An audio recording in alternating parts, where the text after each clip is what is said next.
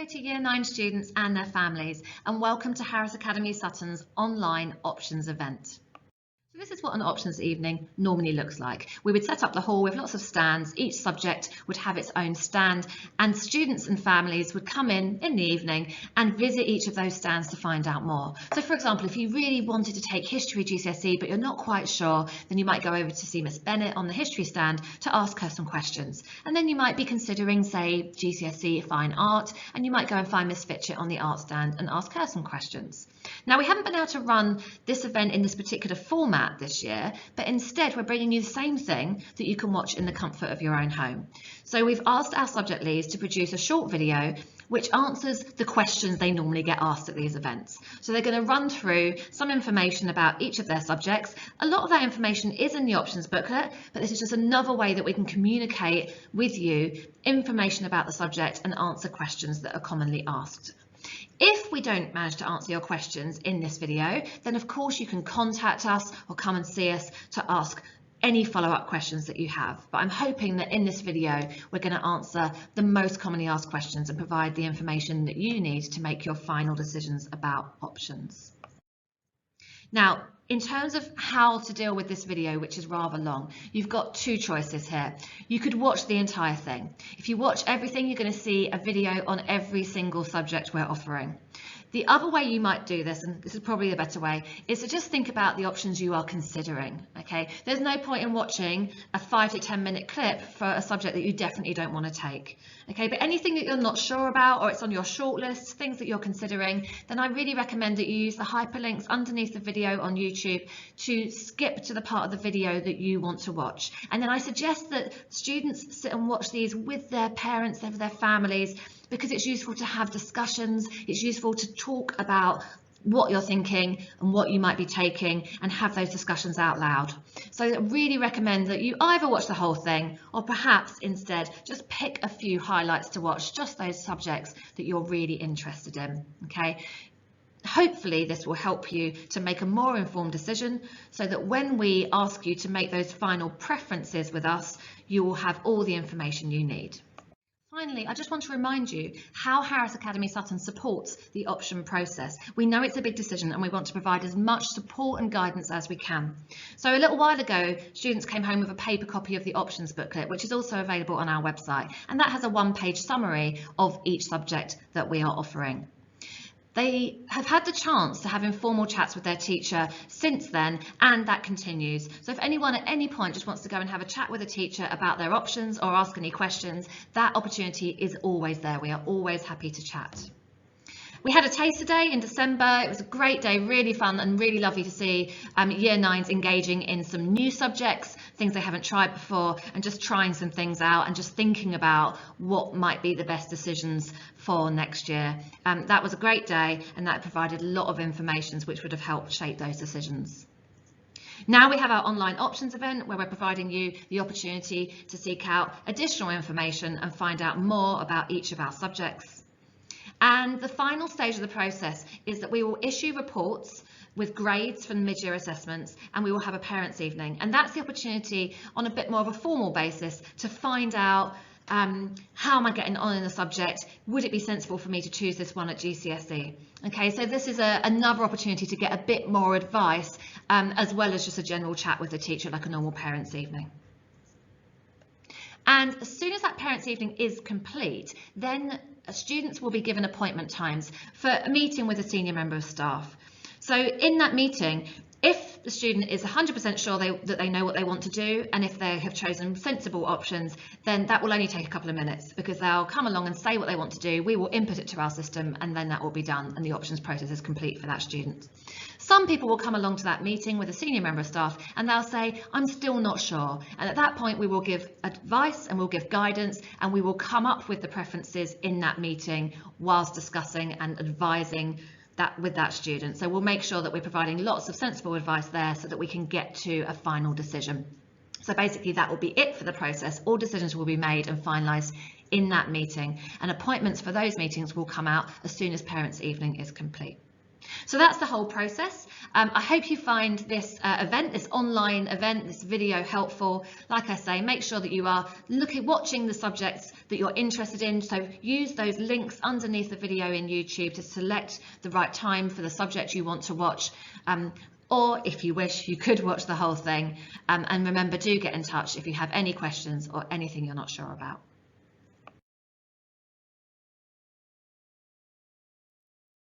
Hi, and I'm Mr. Bryce here to talk to you about why you should study 3D design at GCSE.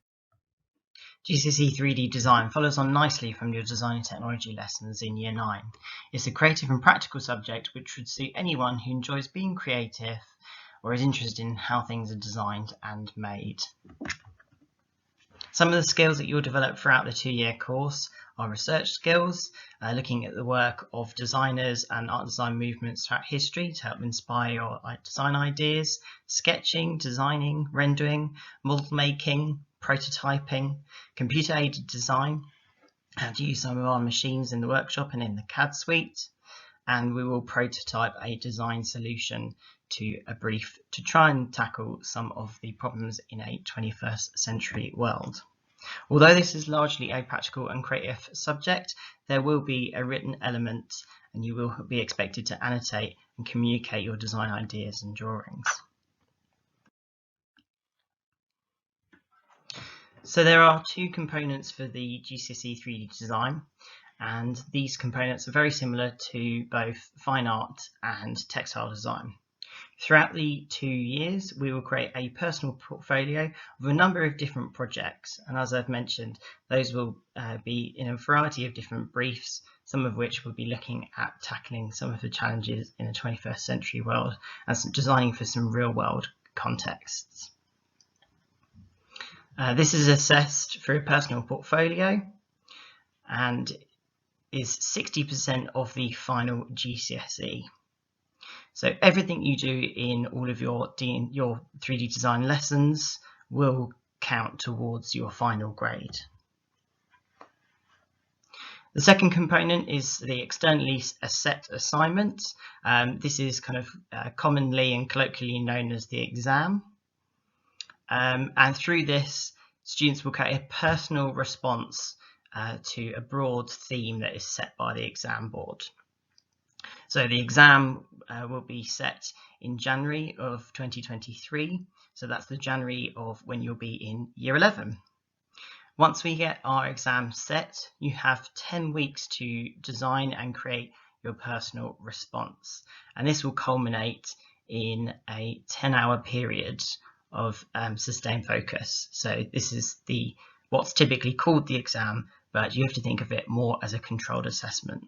Those 10 hours will be split over 2 days and they'll follow your normal school day. So you will have your normal breaks, your normal lunch, and you'll be used to working in this mode from some of the projects throughout the 2-year course.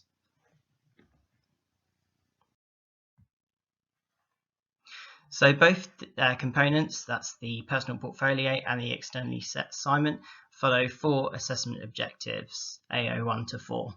And those are to develop, refine, record and present your ideas. Each of these assessment objectives have equal weighting. And as I mentioned, the coursework or the personal portfolio is 60%. The externally set assignment is 40% of your final grade. So you can see how those 4 assessment objectives are weighted there across the 2 components. So typically in a project, we will follow a design process and develop design thinking. So this is good for those not just thinking about going into the design industry, but anyone that's looking to do a job that involves problem solving. And that's a skill that most employers are looking for these days in the current job market.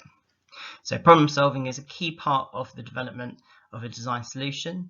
We will follow an iterative design process, so starting from the context, the brief, we identify a problem and we're looking to create a solution for that problem, going through various steps of sketching, model making, testing ideas. So kind of a cyclical process, what we call an iterative process of designing something, testing it, seeing what's gone wrong and improving that solution. Some of the projects we will also look at aim to develop empathy and use empathy and observation as tools of research to help identify design problems and potential solutions. Students had a taste of these in the GCSE Tasters that we did, where we were exploring some inclusive design and inclusive design thinking in order to problem solve for some challenges faced by people with disabilities. In that session, we looked at redesigning the cup or the paper cup for a user who had a hand restriction and a hand limitation. So looking at how we could create solutions for somebody with limited dexterity to an everyday kind of household object.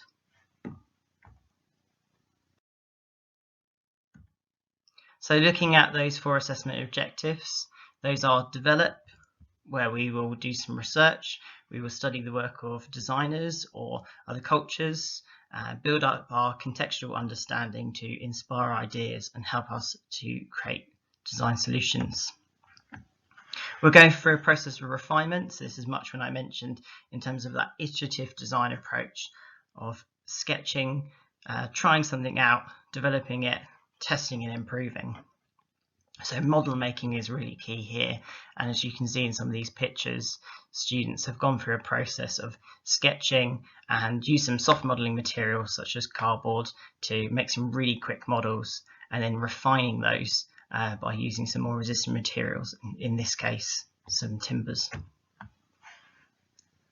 So when I talked about written work, that's a really key part of AO3, which is to record. That's the recording of your ideas. So annotating your designs and your design work to communicate your thinking. This is part of both the externally set assignment and the personal portfolio for your coursework. So it really runs throughout the whole course that you will need to be able to explain through writing what your design thoughts are and the process that you're going through. AO4 is to present. So present is your final outcome. This will be a final prototype and a design solution to the problems set at the beginning of each project. GCSE 3D design is a really good foundation for those that are looking to pursue careers in the creative sector. The creative sector is the second biggest contributor to the UK economy, second to finance, and number 1 by employment. So there really is a broad range of careers that students could pursue post this course, be that in architecture, types of engineering, construction, or design sector, be that product, furniture, industrial design, or interiors. We live in a designed world, and it's really good to learn about our built environment. Any questions, please feel free to email me at m.bryce@harrison.org.uk. Thanks for listening.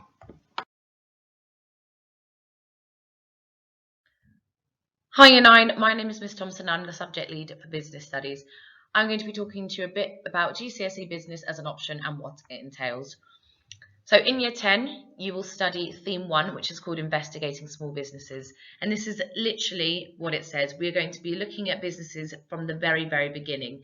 So we'll study entrepreneurs. An entrepreneur is someone who comes up with a business idea. So we'll look at different examples. We'll look at the different characteristics entrepreneurs have, how they come up with a business idea and why they come up with business ideas. We'll look at the different methods to spotting business opportunities, so various methods of market research. You'll look at the financial tools that an entrepreneur will use when starting a business, so how to calculate profit, costs, revenue. We do cash flow forecasting and break even, all tools which are used in businesses today. And we get to look at the external environment, so how businesses are affected by the world around them. So as a recent example, we'd look at how COVID maybe has affected different businesses, because not all businesses would have been impacted badly. When you get to year 11, you will study theme 2, and this is about growing the business. So year 10 is all about starting up a business and how an entrepreneur does that. Year 11 is all about, now we've got our business, we're going to look about how we grow it and the different departments within that business. So we get to study shares and different types of business. So you might have heard the stock market. So this is a really interesting topic and something that's very current. We get to look into the different functional areas within a business. So we look in detail to marketing. So we'll look at the different promotion and advertising techniques. We'll look at more detail in finance. We get to look at business operations, which is all about how you choose the right supplier, to then how you actually manufacture your product, and then how do you decide how you get that product to your customers and consumers. And then we get to look at human resources, another really interesting area of business. So this is all about how businesses will employ people, and then what motivates workers to do better, and how that can impact different businesses. Now, throughout year 10 and throughout year 11, what we look at is real life business scenarios. And that's what makes the subject so interesting. We are constantly looking at what's happening in the news, day to day, and all your case studies and everything we look at about real life business scenarios. So how the actual exam is split up. The exam is 2 papers, so one on theme 1, one on theme 2. They're an hour and a half each. There'll be 3 sections, so you'll have some small multiple choice questions, and then the other 2 sections will be about real life business case studies. So in previous years, we've had case studies about Krispy Kreme or Deliveroo, which are businesses which I'm sure you're familiar of.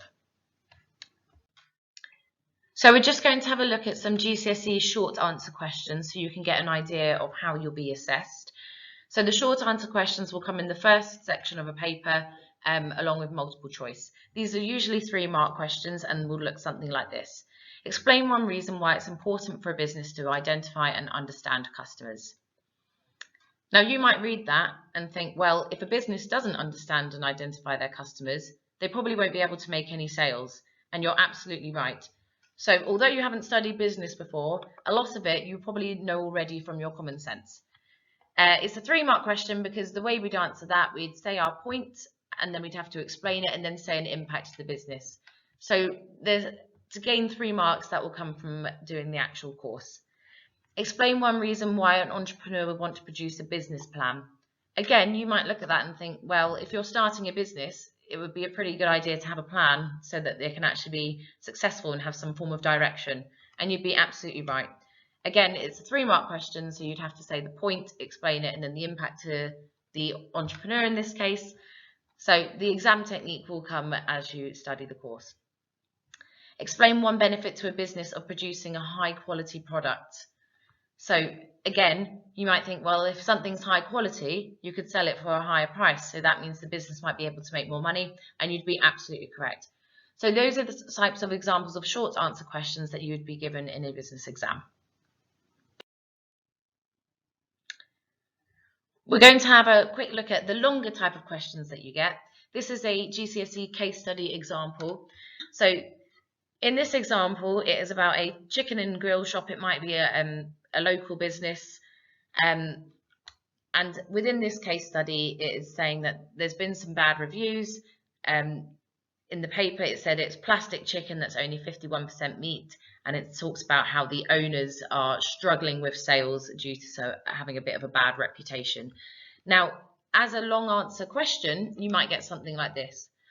In order to increase the amount of sales made by Chicken and Grill, Naya and Paul are considering 2 options. So Naya and Paul are who own the Chicken and Grill shop. Should they reduce their average prices by 10%, or should they increase the amount they spend on promotion? And your job would be to justify which option would be better for these business owners. So it's really practical, and you get to actually put your business knowledge to the test and make decisions for what would probably be an actual situation that Naya and Paul would have to deal with. And the way you'd answer that, you'd say why option 1 would be good. So reducing average prices might be people might be able to afford it. You would then go on to say why option 2 is good. However, if you increase more in promotion, more people will know about your product and maybe you'll make more sales. And then you get to use all your business knowledge to justify which one would actually be better for this specific case study. So it's really interesting, and you get to apply your business knowledge to all different types of case studies. The year before last in the GCSE, their case study was actually when KFC ran out of chicken, so you might remember that. There's been case studies on Deliveroo and GoPro, all sorts of businesses that you'll be aware of.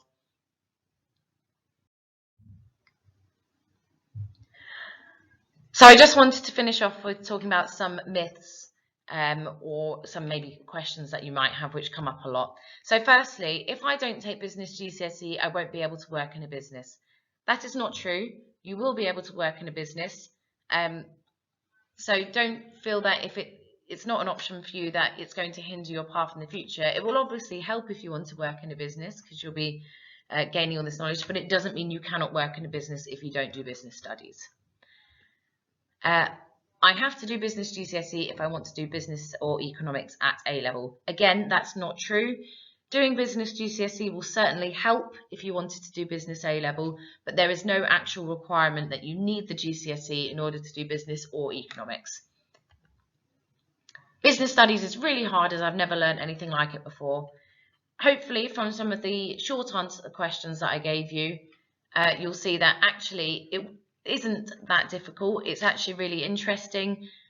There's lots to learn, but that makes the subject quite exciting because it's stuff that you've never done before. And finally, business studies is loads of maths. I get this question quite a lot. I don't want to do business because maths isn't my favourite subject. Maths only accounts for 10% of the GCSE, and the maths that you do in business studies will be much easier than the maths that you would have to do for your maths GCSE. So please don't be put off thinking that it's a lot of maths. It's not. It's a lot of basic number work like maybe percentages or putting numbers into formulas. So please don't be put off if you think it's a lot of maths. It's only 10%. If you have any questions, please feel free to come and see me in school. I sit in M6, or you can email me s.thompson@harrissutton.org.uk.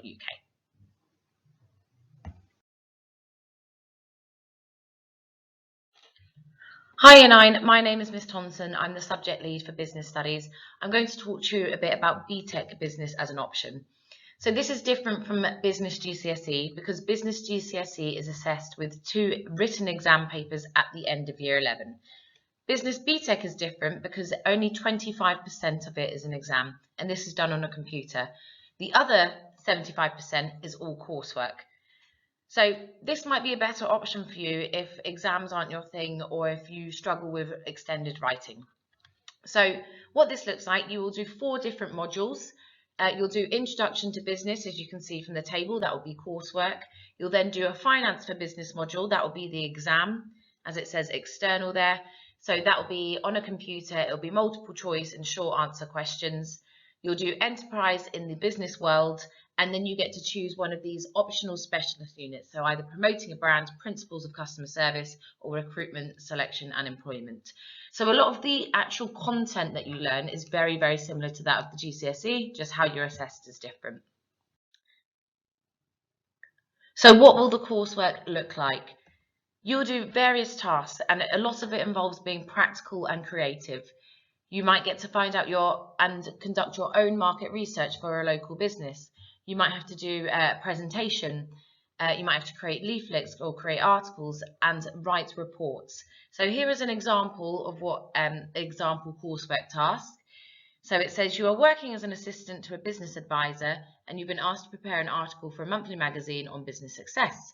You'll need to research 1 real for-profit and 1 real not-for-profit business and report on the purpose, aims and objectives of each business, how each business measures success and the importance of this to each business. Your article will conclude with a judgment as to how successful one of these businesses is using relevant examples. So, and how you might do that coursework is by writing an actual magazine article. So this is very practical and it would require you to go out and to research a business yourself and to produce this magazine article just like you would if you're an employee working for a business firm. So there's a lot of skills which are really transferable for later on in life. So what will be expected of you? As it's not exams at the end of year 11, as soon as you get into year 10 and you start your coursework, that coursework counts towards your grade. So you need to be committed from the very start of year 10. You must be prepared and motivated to work consistently and independently to achieve the requirements of the qualification. So doing your coursework would be like doing homework, where I would set you the coursework, you would have to do it, you'd have to hand it in, and I would give you feedback on how you can improve to make sure you get the best grade possible. So this is really good because you get the support and feedback, but you need to make sure you are good at handing assignments in on time. So you need to understand the importance of timescales and deadlines. This is really important because falling behind would make it really challenging for the rest of the year to keep up. So you have to be on it from the very, very start. And all the work must be your own. So I'm allowed to help, and you'll be able to use what we do in lesson time to help you with your coursework assignments, but it must all be down to your work at the end of the day. So Business BTEC is really good if you're creative, if you can work independently, and if you like going out and doing practical things. Maybe something to think about if you really struggle with deadlines, it might not be the best option for you. You get to do, like I said previously, lots of practical things. So the assessment isn't loads and loads of writing and reports all the time. You get to work on a computer. But some of your assessment might be doing an actual business presentation as though you were an employee working for a firm. So far more practical than the business GCSE side of things, which makes it really interesting and exciting. So I was just going to finalise with some myths or some questions that commonly come up about Business BTEC. First off, if I take Business BTEC, I won't be able to do A-level business. That's not true. You don't even have to do GCSE Business to take A-level business. Of course, it will help if you've done the Business BTEC because you would have a basic understanding of some key concepts, but it's definitely not essential if you wanted to do Business A-level in sixth form. Business BTEC is really easy as it's on computers. Again, this is not true. It's different to the GCSE, as you don't have to do lots of essay writing and extended writing pieces, and you don't have to take a long exam at the end of the year. So it's different, but that doesn't mean it's easy just because it's on computers. You will be expected to put in the effort, put in the work consistently throughout the year if you want to get a grade. So just because it's on computers doesn't mean the work will be easy. You still have to put in the effort and to go out and do all the practical tasks required of you. Doing Business BTEC means I won't get a recognised GCSE. Again, this isn't true. You will get a recognised GCSE. It just won't be in the form of, it'll be a different form of grading, but all colleges and further education places recognise it as equivalents to GCSE. If you have any questions about BTEC Business or GCSE Business and you're not sure which one is right for you and you want to come and talk to me about it, please come and see me in Math 6, or you can email me s.thompson@harrisutton.org.uk.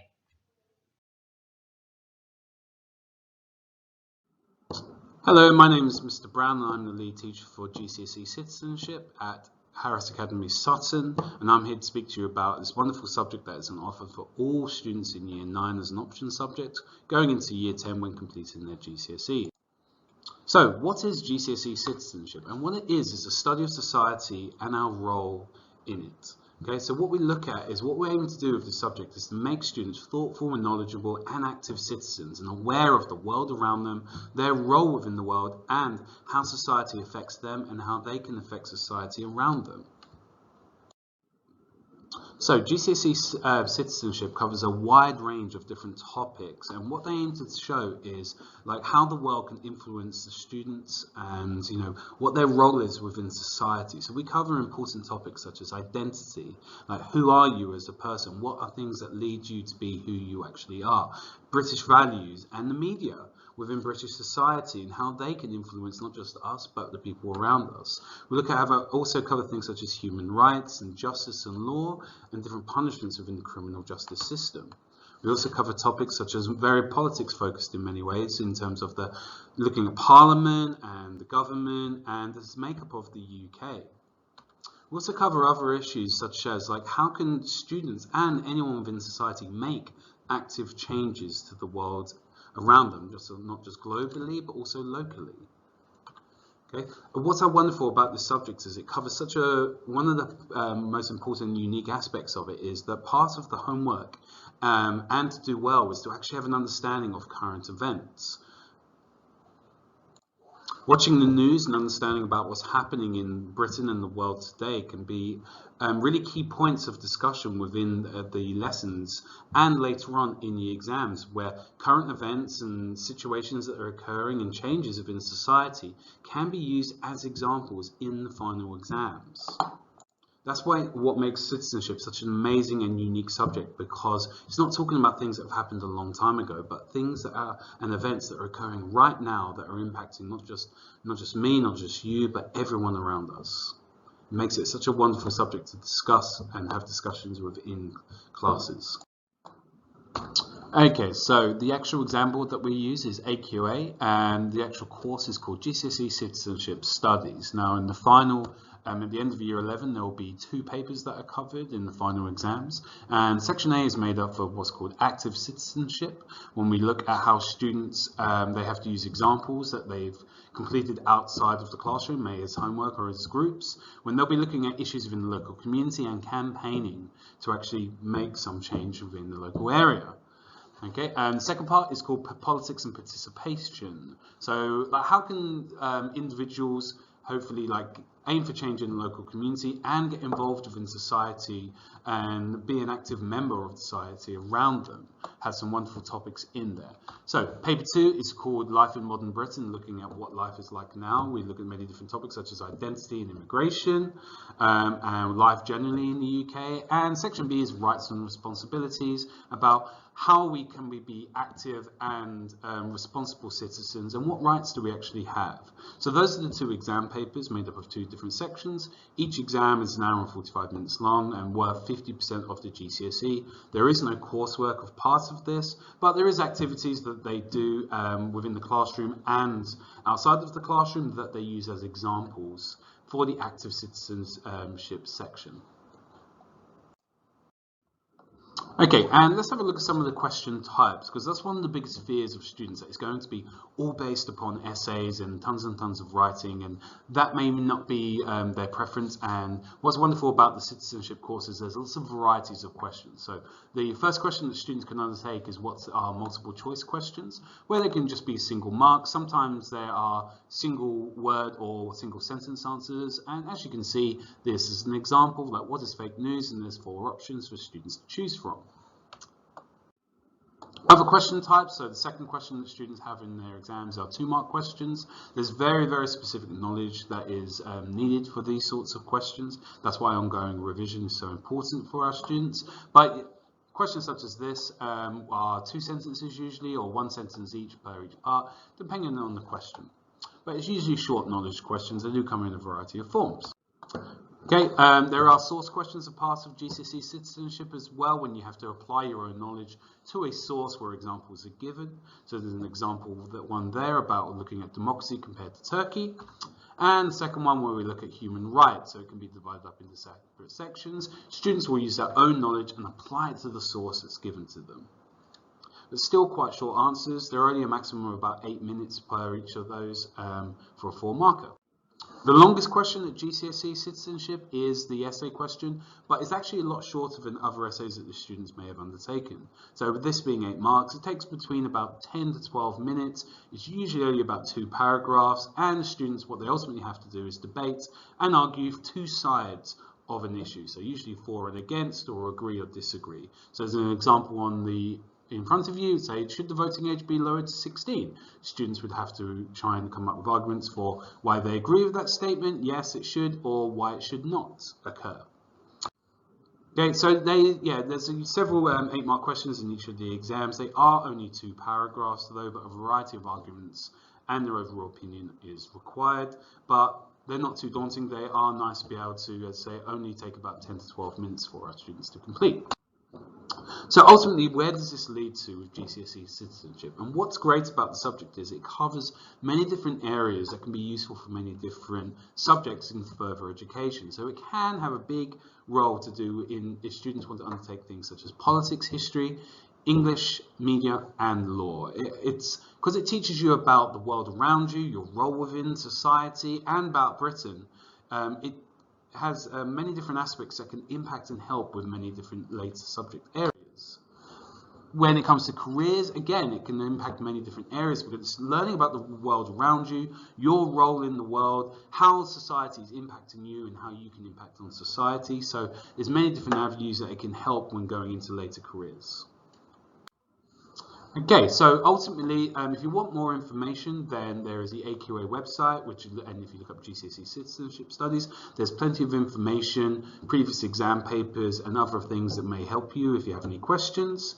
My email address is k.brown@harrissutton.org.uk if you have any questions that you'd like to ask me, and students are always welcome to come and speak to me personally if they have any other questions about the course. So I hope the students found this interesting and that they consider GCSE Citizenship as one of their option subjects. Thank you very much. Hello Year 9s, Mrs. Tanveer here. So this is the time of the year when you decide about your GCSE options. Today I'll talk to you about studying computer science at GCSE, and I hope this presentation will help you make an informed choice. In this presentation, I'll give you a brief introduction about the course specifications and also information about the assessment process. Before we get into further details, let us see as to why you should choose to study computer science. Computer systems are everywhere. We all are consumers and in some cases proficient users of different technologies, be it using web browsers, social media, online gaming, or online shopping, to name a few. At Harris Academy Sutton, through the teaching of computer science at KS3 and beyond, we endeavor to develop your computational skills in order to help you become creators of these technologies. Opting to study computer science at GCSE can be a stepping stone towards an exciting career as a creator or innovator. Let us also look at some specific reasons to help you decide. This course will help develop your critical thinking, analysis, and problem-solving skills, which will help you solve complex and challenging problems. Computing skills are essential in a wide range of professions. Most of the skills that you will learn during this course are transferable to areas such as engineering, financial management, data science, defense, medicine, and many more. And also remember, studying computer science can significantly improve your performance in other academic subjects. Plus, computing jobs often come with high salaries. So where can this qualification lead to afterwards? Students who choose to study computer science at A level after a GCSE in computer science will be advantaged and have a great start. Having said that, you can definitely opt to do A level in computer science without studying it at GCSE. Students can then choose to do a degree in computer science or any other related subject. And some students also choose to follow the apprenticeship route to get into IT profession. On the right, you can see some of the career options to choose from after studying computer science. Almost all of these require knowledge of programming or coding. So here I would reiterate what I always say during the lessons, that programming or coding is the language of the future. I will conclude this section by quoting Steve Jobs, one of the most inspirational tech entrepreneurs of all time. He said, "Everyone should know how to program a computer, as it teaches you how to think." And I'm sure all of you will agree. Let us talk about the course on offer. At Harris Sutton, we will be offering OCR GCSE Computer Science. The course code is J277. This course is studied over 2 years and leads to a single award of GCSE Computer Science. There are two components of this course. Component 1 is about computer systems, which comprises of study of computer architecture, computer organization, computer networks, network security, system software, and various issues governing the use of technology. Component 2 deals with computational thinking, algorithms, and programming. During the study of this component, you will be learning indispensable skills of problem solving through programming. This is just a snapshot of the specification. You can find detailed specifications on OCR website or by just searching OCR J277. There is a link which I have attached at the bottom of the slide. So if you want to follow the link to read more about the specifications. With regards to assessments, GCSE Computer Science consists of 2 examined components, and candidates must sit both exams. The qualification is marked out of a total of 160 marks, that is 80 marks for each component. Component 1 focuses on theoretical understanding of computer science and all the topics we saw on previous slide, and it is assessed by an 1.5 hour long written exam. Component 2 focuses on practical application of computer science by program designing, by writing codes, by testing and refining programs. Students are expected to have good knowledge of coding in one of the programming languages to succeed in component 2. This is also an 1.5 hour long written assessment, and the use of calculators is not allowed during both of these assessments. Both written exams will essentially consist of short and medium answer questions, with the exception of one extended response question in component 1. Let's look at a few examples of these types of questions. So short answer type questions would be 1, 2 or 3 marks questions. As you can see, you will need good understanding of core concepts to answer these questions. So there would be just one right answer for each of these. So you do have to have solid understanding of core concepts. So these are 2 examples of short answer questions. Medium answer questions. You will be, for answering these questions successfully, you will be required to demonstrate your understanding of concepts learned to solve problems logically. So you will have to think of the problem, analyze the scenario, and then give a logical response. For extended response questions, you will be required to reason and present your answer in a logically structured format. So if you look at the question on the screen right now, it is a very common scenario, something that we all are aware of. So in these kind of questions, what you are required to do is to read the scenario, think about it, and present your reasons in a logically structured format. Please remember that although computer science is a very interesting subject, it is equally demanding and it requires a great deal of commitment and focus. I hope you found this information helpful, and I look forward to answering any questions that you may have. Thank you.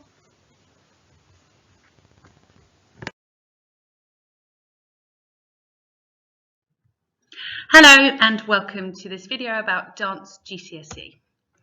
We run a 2-year Dance GCSE here at HASU, awarded by the examination board AQA. Lots of the students, the first question they ask me when they're talking about Dance GCSE is, how practical is it? Now obviously dance is very practical. There is always a dance practical lesson every week, sometimes 2, but it is important that the students know that there is a theory side to Dance GCSE. They will have to understand lots of terminology, be able to analyse professional dance, understand it, interpret it and talk about it in a written form. And I am really clear with that from the outset, so they don't think that they are just going to come and do practical lessons every single week. Having said that, lots of the theory is taught through practical sessions. So we do get them to understand lots of dance theory through actually getting up and doing it and using practical examples to demonstrate what we teach them. It's a really creative subject. There's loads of scope for bringing their own ideas to the GCSE, which is a really wonderful way to work. It's a lovely balance against lots of their other more written subjects. Lots of the times they're writing a lot of essays. There are some times where they have to do extended writing, but even the written paper has a variety of types of questions, some short answers, some multiple choice. So it really suits lots of the candidates, and even those that enjoy those extended writing subjects find that it's nice to have a subject that has the practical element and the different style of question paper as well, to break up their studies. It's a wonderful way to continue to develop their cultural exposure. We look at works from across the world, from different artists, and it's a really lovely way for them to continue to interpret and enjoy and experience a variety of cultures through the use of dance. Now, the Dance GCSE course covers 3 main areas. The first one is performance, and all students taking dance GCSE will be expected to perform for their teachers, and it will be filmed, and these are sent away to the examination board. Now they need to do 2 short solo performances, and these are taught by us, and they are set by the exam board, and they are then expected to do a group performance which we will choreograph with them, and they will learn, and that will also be recorded. The second element is choreography, and this is where the students are expected to work on their own pieces and their own ideas to present, again to be recorded and performed in front of their teachers and sent away to the exam board. Now they don't have to dance in their own choreography, they can choose to ask other dancers to perform, but they may perform in their own pieces if they wish to, and that is a choice that we help them to make in Year 11. We teach them throughout Year 10 and 11 how to choreograph, how to develop their ideas, how to respond to a stimulus which we give them to start them off and for them to use as inspiration for their own choreography. And through this process, we hope that then by the time they create their pieces in Year 11, they have lots of tools to use to be able to create something really wonderful. And the final section of the Dance GCSE is called Dance Appreciation. And this is covered in the exam paper that is sat at the end of Year 11. And here we look at 6 professional works, so 6 professional pieces of choreography, and we study them, analyse them, and the students get to learn about the reason for them being made, the meaning behind the choreographer's intention, they look at the dancer's technique, the style, they might look at the costume and the lighting and the setting for the dance, and we really get to know these 6 pieces really, really well, so that when they sit the written paper, they're really confident about being able to answer questions about these professional works. And that's something that we also help them with by learning to analyse and feedback on each other's performances and each other's choreography to support that confidence in being able to talk about dance and not only do it. So the assessment is split into 2 different components. Component 1 is worth 60% of the overall GCSE grade, and this is assessed internally. So this is teachers that will assess them, and then they are checked by the exam board. And the marks are split evenly between performance and choreography. So we're looking at their own performance skills, which will look at their technical skills, their expressive skills, so how they perform to an audience and get across their message, and their physical skills, so actually what they're doing, the movements they're doing, and they will be assessed through that. And then the choreography is based on the content and the way in which they interpret the stimulus, the starting point that we give them, and how they develop their ideas into a performance piece, and how engaging and effective that performance piece is. Component 2 is worth 40% of the overall GCSE grade, and this is assessed through one final 90-minute exam at the end of Year 11. And this is the exam that is based largely around dance appreciation, so answering questions about the set works. There's also a section on choreography, so they're asked to explain a potential choreography idea. And then there's also questions about dance practice, how to work safely, different dance skills. They're asked to reflect in the exam back on their own work they've done on their own choreography and explain it using their knowledge about the processes that they've learnt throughout the course. It's a really, really exciting GCSE. The course is designed to allow those that have a love of dance to become really, really skilled at not only performing it, but using those skills to develop their choreography skills, which so often is what a lot of dancers end up doing. If they go into teaching, it's not just being able to do the dance moves, but having the ideas and knowing how to make something look really effective. So that's a really important skill, and one that is developed really in a lot of detail at GCSE. And dance appreciation is just a really enjoyable way to expand their dance knowledge, their dance terminology, and their understanding. We are really, really fortunate at Harris Sutton to have wonderful facilities. We have our wonderful dance studio, which is mirrored, we have bars, and we have a lovely, lovely space, and it's a really lovely learning environment. If anyone has any further questions about Dance GCSE and about whether you would be an appropriate candidate, it is set up for anyone. So the idea is that even if you have limited dance experience, you should be able to come onto the course and achieve the GCSE as long as you work hard. But I think the main thing that I would look for is a passion to watch dance, to do dance, to choreograph, and an enjoyment of being surrounded by those elements is really fundamental, and that will be able to drive you to put in lots of hard work, because the expectation is that you would be involved in some extracurricular activities at school, and in year 11 you would be asked to put in extra time either before or after school or at lunchtime to make sure that your pieces were really well rehearsed and looking as professional as possible before they're submitted for their examination assessment. With those in mind, anyone that is interested in taking Dance GCSE should come and talk to me more if they're in any doubt. Talk to current students that will help them to understand how it feels to be a Dance GCSE student, and if they have any further queries, always to ask, and we'll provide them all the information that they require. Thank you for listening, and do feel free to contact me if you have any further questions. Thank you.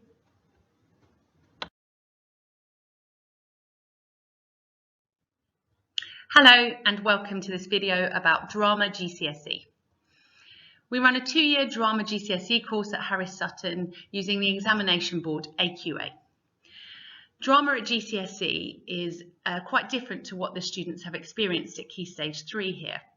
We split performing arts into 2 separate GCSEs, dance and drama, which is really wonderful for the students because quite often they have a particular passion for one or the other, and it allows them to really become experts in a specific field of performing arts. Now, Drama GCSE is not just for those students that love to act.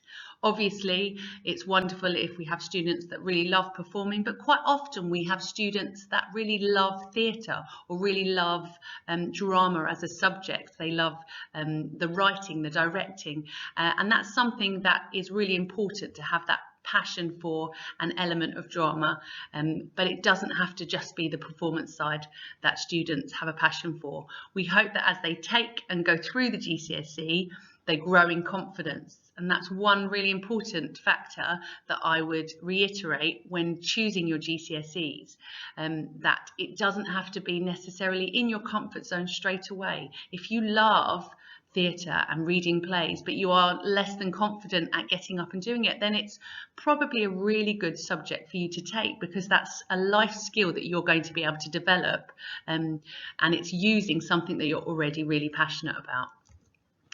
So we are really keen to get students that have that passion for drama and build their confidence. So many transferable skills are built and taught through Drama GCSE, teaching students how to become confident speakers, working on their collaborative skills, as lots of the work is done in groups, and building that ability to work with a team and know how to make your work progress by communicating effectively. They learn to analyse, which is a wonderful skill that they develop in English as well, so it really supports their English GCSEs really well, and continues to enhance their cultural understanding and their awareness of what goes on around the world with different groups and types of people. Drama GCSE works as a really good balance against lots of their other GCSEs. It does have a large practical element. We do ensure that the students know that they do need to write, and they write from day one with us, and there is a written element and a written exam. However, we don't take away from the fact that quite often they are up on their feet doing practical activities, and some of their assessment, as I will speak about later, is to do with their practical performances. So it's a really nice balance for some students that maybe find that a lot of their other option choices are more written based subjects, and it adds that variety in. They're in a studio, not a classroom most of the time, so it's a change of environment, and ensures that they have a suite of GCSE options that is a really good working balance on a week-to-week basis, so that they have that variety. One other thing that I think is important to know is that drama is really highly regarded by universities. It's not seen as an easy subject. It's seen as a subject that is very academic at its roots. And although some of it is practically assessed, it I think really reflects on the student as an academic choice and something that they really have to work hard at and be very skilled in interpreting and analysing to do well at. So it's something that looks really good and can be really impressive on their result sheet as they apply for sixth form and go on to university applications or college applications later on. So in terms of what the Drama GCSE looks like, the course covers three main areas and it's broken down as follows. Understanding drama is one of the first main areas, and this is studying and exploring a set play through practical work as well as learning how to analyse a live performance. And so the set play that we study here is Blood Brothers, which is a really wonderful play by Willie Russell. It's really gritty, it's got wonderful, vibrant characters, and the students get to play those characters in class to help them understand the text, and they learn through practical exercises as well as studying and learning how to write about the play. And we aim to take them to at least 2 live performances during their GCSE and more if they become available, so that they can help to understand more about how theatre works, what live performance feels like, and this will really support them in answering all of their questions on the written exam paper.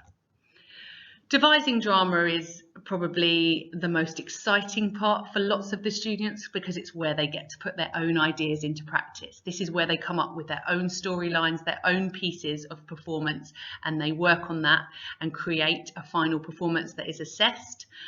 We assess that in-house and then they are videoed and sent off to the exam board, and it takes a lot of the students' creativity, hard work and collaboration with other students to create these really exciting performances. And then the third section is called Text in Practice, and this is where they take on the role of a performer normally, and they have a text written, a section of a text written by a playwright, and they study that play, they learn about the character, and then they give their own interpretation of a particular character in a scene.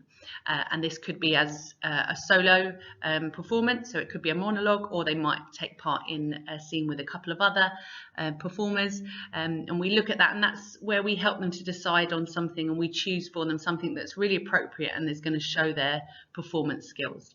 It is possible also for the students to do this as a lighting, sound, set or costume designer if they prefer to look at the technical side of text in practice, and this is something we discuss with the students as they go on through the course and whatever would be the best route for them as a student. So the assessments for Drama GCSE are split into 3 components. Component 1 is worth 40% of the overall grade, and this is assessed by one 1-hour 45-minute exam at the end of year 11. And the students are expected to answer questions about the play that they have written, but also other elements of drama and theatre that we teach them throughout the 2-year course, and they will learn through some of their practical experiences and sometimes through the performances that we watch and analyse, and this is all incorporated into that final written exam paper. Components 2 and 3 are assessed through performances and through supporting logbooks. So a large element of components 2 and 3 is practical, but there are also logbooks that log the process that they're going with, and the students are expected to keep these up to date. This is where they reflect and talk about the process of creating drama, and that they are also marked and they form part of the final assessment. Now, components 2 and 3 have marks that are split between devising drama, which ends up being 40% of the overall grade, and the text in practice, which is 20% of the overall grade. Hopefully, I've explained that throughout the course there are elements of practical and written work expected by the students. We do explain this to them, but it's really important that they understand that they aren't just going to be acting. And this is the right way to assess drama, because it's really important that they don't only have the skills to perform, but they also understand what they are performing. By teaching them to understand it, they will actually end up giving better performances. So it's a logical way to teach it, and a logical way to help the students progress. And that exam paper is really evidence of the understanding that they then put into their practical work. If any students or families, parents and carers have any questions about whether drama is appropriate choice for their student, their child, please do come and talk to us in the Performing Arts Department. Drama is accessible to everyone. Lots of the students find it to be a subject that gives them a great amount of joy and that freedom to create and devise and express themselves. And lots of students approach it with a more academic mindset. They love texts, they love to read, they love plays, they love theatre, and they grow in confidence as they take the GCSE. Every drama student looks different. It's a wonderful subject. We have great fun. We are able to produce performances to share with other people, and it's really wonderful in building students' confidence and a really wonderful way to achieve a GCSE. If you have any further questions, please don't hesitate to come and contact one of us. We'll be happy to talk to you. Hi, I'm Miss Fitchett. I'm one of the art teachers at Harris Academy Sutton, and in this video I'm going to be breaking down and hopefully answering any questions you may have about the Fine Art GCSE. So what is fine art? Fine art may be defined as work developed primarily to communicate aesthetic, intellectual or purely conceptual ideas and meaning, rather than to serve a practical or commercial function. For example, work could be the outcome of personal experiences, thoughts and feelings, or simply to observe and record people, places and things in new and unique ways. Why choose fine art? There are many benefits in choosing this subject for GCSE. Not only will students increase their practical art skills, but they'll improve their analytical, communication and research abilities. The subject encourages self-expression and creativity and is a great outlet for students to express their ideas and thoughts. Creativity has been shown to support well-being and also build confidence. What is the timeline for art? In Year 10 and into the autumn term of Year 11, students will complete a series of projects set by their art teachers at Harris. These projects will give students the opportunities to develop and explore ideas, research primary and contextual sources, experiment with media, materials, techniques and processes, and present personal responses to the theme set. In January of Year 11, students will be set a project by the exam board. They will then have 12 weeks to develop their project, resulting in a 10-hour exam. The structure of these projects will be the same, so students will know what to expect in their 10-hour exam. What kind of art will be explored? I've had lots of students asking me if the Fine Art GCSE is just drawing and painting. It is not. There are going to be lots of opportunities for you to explore your ideas in lots of different mediums. I have a list on here of all of the different mediums that I'd love us to work in: drawing, lens, light-based media, land art, painting, sculpture, mixed media, printing and installation. Students will have the opportunity to explore different mediums through a set theme. The 2020 external set theme was events. Students would be asked to develop ideas relating to the themes through artist research and investigations. They'll refine their work by exploring different ideas and experimentation, which can be done through exploring different mediums. They'll record their ideas, observations of ideas, and the journey of the project. They'll present a meaningful personal response, so a final piece at the end of the project. I've included a series of artworks by different artists that relate to the theme events. As you can see, there are loads of different ways to interpret a theme, and I'm really excited to see what our students can come up with. How is it marked? There are 4 assessment objectives for the Fine Art GCSE, and each assessment objective is 25% of the final GCSE grade. For Assessment Objective 1, students must develop ideas through investigations, demonstrating critical understanding of sources. For Assessment Objective 2, students must refine work by exploring ideas, selecting and experimenting with appropriate media, materials, techniques and processes. In Assessment Objective 3, students must record ideas, observations and insights relevant to intentions as work progresses. In Assessment Objective 4, students must present a personal and meaningful response that realises intentions and demonstrates understanding of visual language. The final GCSE grade is also split between Component 1 and Component 2. Component 1 is a personal portfolio and is 60% of the final GCSE grade. The personal portfolio are projects that are set by the student's teachers at Harris. Component 2 is 40% of the final GCSE grade and is set externally by the exam board. In both Component 1 and Component 2, each assessment objective is 25% of the final GCSE grade. Where can art lead? Fine Art GCSE is a fantastic GCSE option, and on the screen I've got a list of lots of different careers that the Fine Art GCSE could take our students.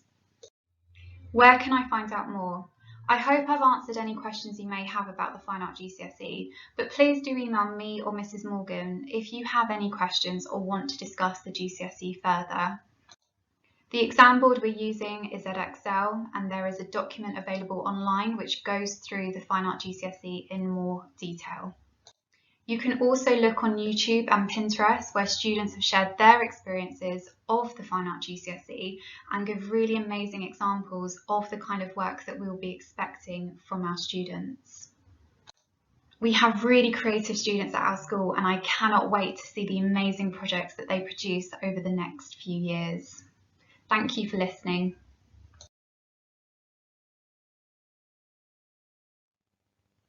Hello Year 9.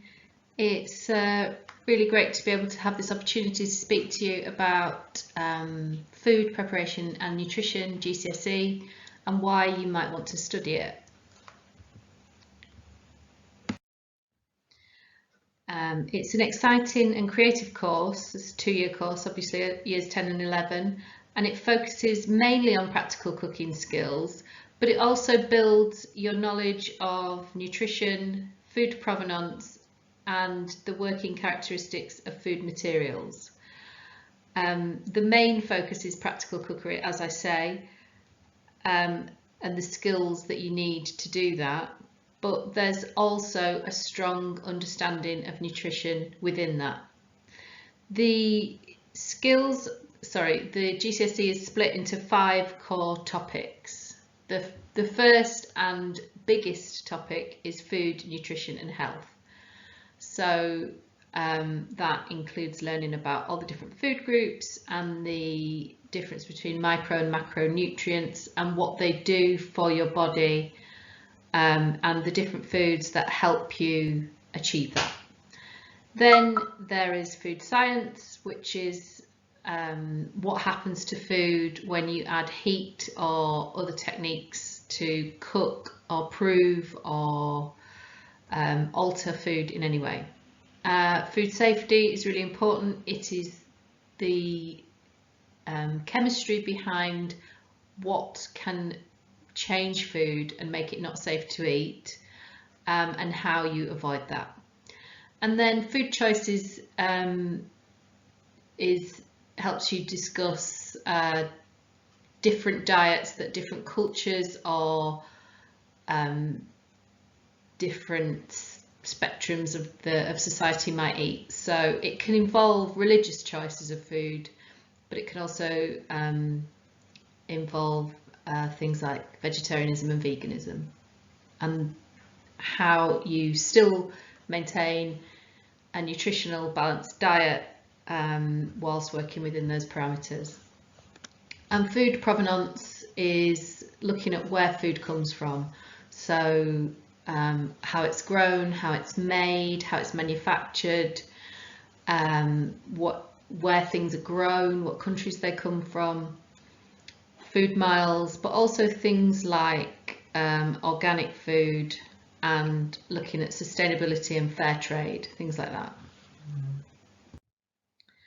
So the GCSE is split into two sections. So there is an exam.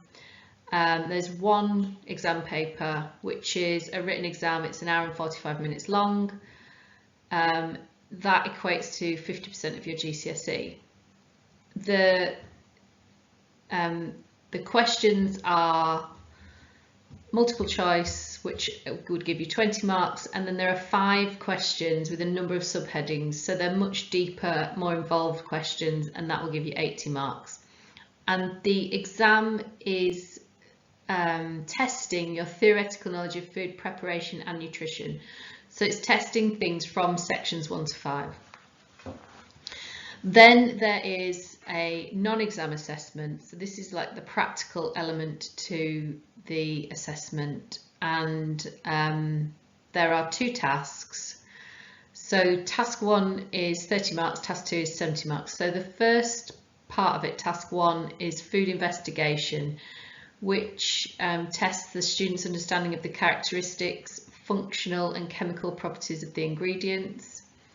And then task 2 is a food preparation assessment. So students' knowledge, skills and understanding in relation to the planning, preparation, cooking, presentation of food and the application of nutrition related to the chosen task.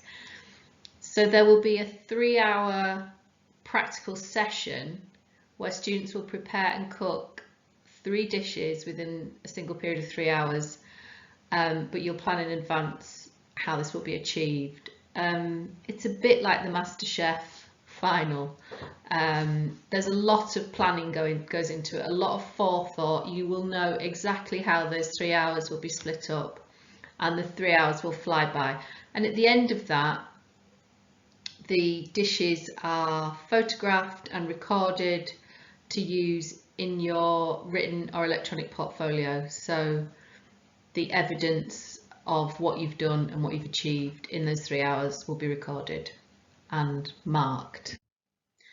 And then just finally, really quickly, the areas of study. So as you can see, it's very weighted towards food preparation skills and food, nutrition and health. These are the big areas of the GCSE. So in the food preparation skills, you will cook and prepare a variety of dishes using loads and loads of different techniques, and these subjects link into each other, obviously. So when you're looking at bread making, that's also helping you understand food science, because you're understanding the chemical properties of food and how they change. So these things aren't done in singularity, they're done in unison.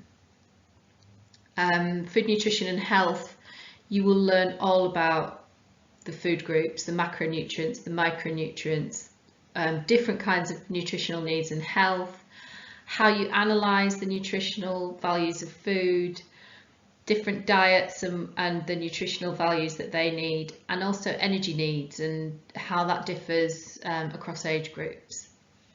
Food science teaches you why things cook the way they do. So why can you fry a potato, but you can also bake a potato, and what are the different things that happen when you apply heat in those different ways?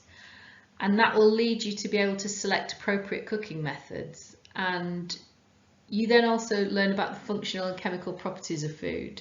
So what's going on inside the food that we're eating. Food safety is all about keeping food safe and making sure that bacteria is kept under control. So you will learn to assess whether food is fit for consumption or not, what is happening to it if it's not fit for consumption, and how you can minimize those risks and not spread bacteria. And then food provenance is to do with the environmental impact and sustainability of food, how far it travels, where it was grown, food preparation and processing, and food preparation and cooking techniques. So that's talking about food produced on an industrial scale, so food that we would buy already made. So things like, for example, crisps. People don't make crisps in their own home usually.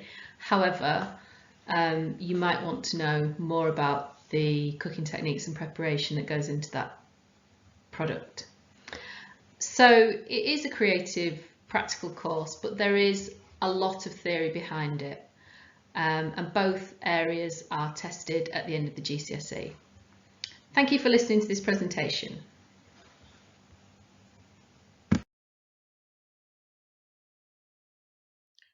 Hello Year 9, this is a very exciting time. I get to talk to you all about geography at GCSE and why it is amazing. But before we get started, just a reminder that geography does form part of the EBAC qualification, and lots of people decide between geography and history, although if you can, please try and do both because they do complement each other. So why geography? Well, geography has the potential to open lots of doors essential to many degrees. Now, I just want to share with you one of my favourite quotes by Sir Michael Palin, who is the former Royal Geographical Society president. He said, "Geography illuminates the past, explains the present, and prepares us for the future. What could be more important than that?" And without being completely biased, I have to say I agree. It is the subject that holds the answers to the future. Now, we know that the world around us is constantly changing, particularly in the next 50 years. And geography as a subject explains why this is happening. It helps us to prepare and hopefully find solutions to all of these changes that are going to happen. Now, you're probably thinking, so what does this mean for my next steps?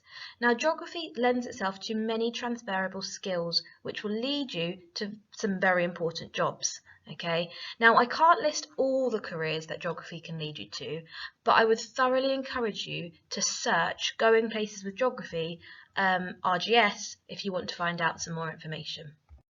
We follow the OCR Geography B specification called Geography for Inquiring Minds, and geography is best for someone who is inquisitive, particularly about the news and what's going on around us.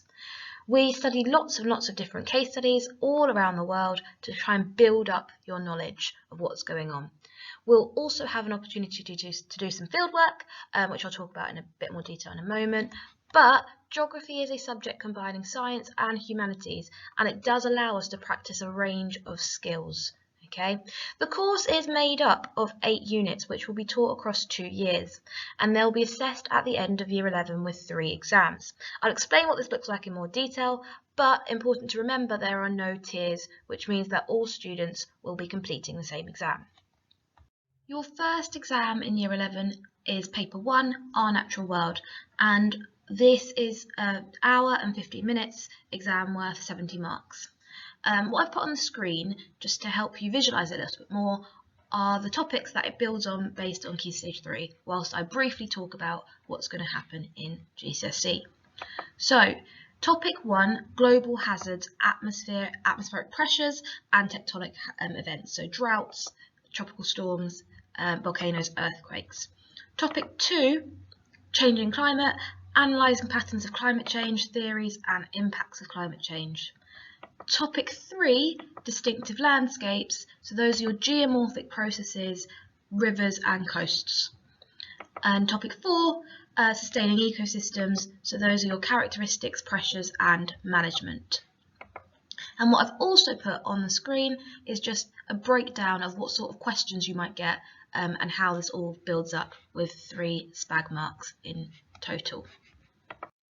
Following on from that, you will also be assessed on a paper 2, and that's your people and society exam. Once again, I've put the marks on the board, which will be exactly the same. So, topic 5, urban futures. These are the challenges and opportunities from urbanisation. Topic 6, that's dynamic development, which is the distribution of development, the causes, and an in-depth case study of one country's developmental journey. Topic 7, UK in the 21st century. This is talking about the UK's connections, economy and the lifestyle. And finally, topic 8, which is resource reliance, as we answer, can we actually support 9 billion people? And we look at food, energy and water. I'm just going to give you a few examples about what the questions might look like in the exam. On the screen at the moment, these are AO1 questions. Now these are just two examples that just show simple knowledge recall. This could be based on a case study or in this case not. So these are easy questions, but remember these only make up 14 marks out of 70. The first question is a 3-mark question, and the marks are given for understanding what uneven development is, but also explaining how development indicators relate to the concept of uneven development. The second question is a little bit harder. This is a 6-mark question, and you need to be able to understand the differences in extreme weather. So you need to explain what extreme weather actually means, but then also analyse it between two different countries. There are lots of different types of marks for AO3, but one of the big ones are interpreting skills. So in this question, it requires you to understand and evaluate the success of one small scale example of sustainable management. Now, you would have learned about one from either the Arctic or Antarctica, but the point is you need to try and evaluate whether it's been successful or not. In the second example, this is a different style of interpret question, and this is taken from paper 2, which is based on the UK in the 21st century. Now this is all about the X factor, and you may not have learned about the X factor, but you have to be able to apply your knowledge about the UK's culture and connect it with the resource given to you about the X factor. AO4 marks could take a variety of forms. It might be from maps, graphs, etc. I've just picked a few examples. So the first example shows a table of data, and you might be asked to select the most appropriate graphical technique for presenting the data. In the second example, you might have a multiple choice, and you might have to pick the most appropriate average. In the third example, this is a bit more complex, and you might be asked to even draw the graph. So most of the skills questions will require you to use the skills that you've learned in a variety of different ways. You might make predictions, you might use OS maps, you might use the resource. I have already briefly mentioned compulsory fieldwork. This is probably the best part of geography. You get to go and explore all the things that we've talked about in lesson in the outside world. So we do an urban area and we also do a rural physical geography area.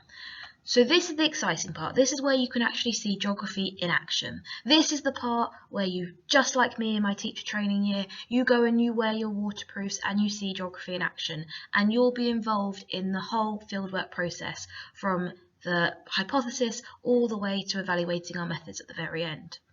At the end of both paper 1 and paper 2, you will be assessed on this fieldwork. So these are some examples of some questions you might have. And as you can see, they are quite long in some cases and short in others, depending on what question you have. But remember, there is also paper 3. This is the final exam, and it is 1 hour and 30 minutes. Now, the reason it's slightly longer is because you'll be given a resource booklet, which you wouldn't have seen until the day of the exam. You'll be expected to use this resource to answer a series of questions. Now, although there are no marks for pure knowledge, as you can see from AO1, it is a synoptic paper, so the knowledge that you've learnt from paper 1 and paper 2 can be applied together. And we'll do lots of preparation of using resources to make sure that you're ready for it. Thank you for listening to me talk all about GCSE Geography. I hope it was helpful and informative, but if you have any questions, please come and talk to me and I will be happy to answer anything.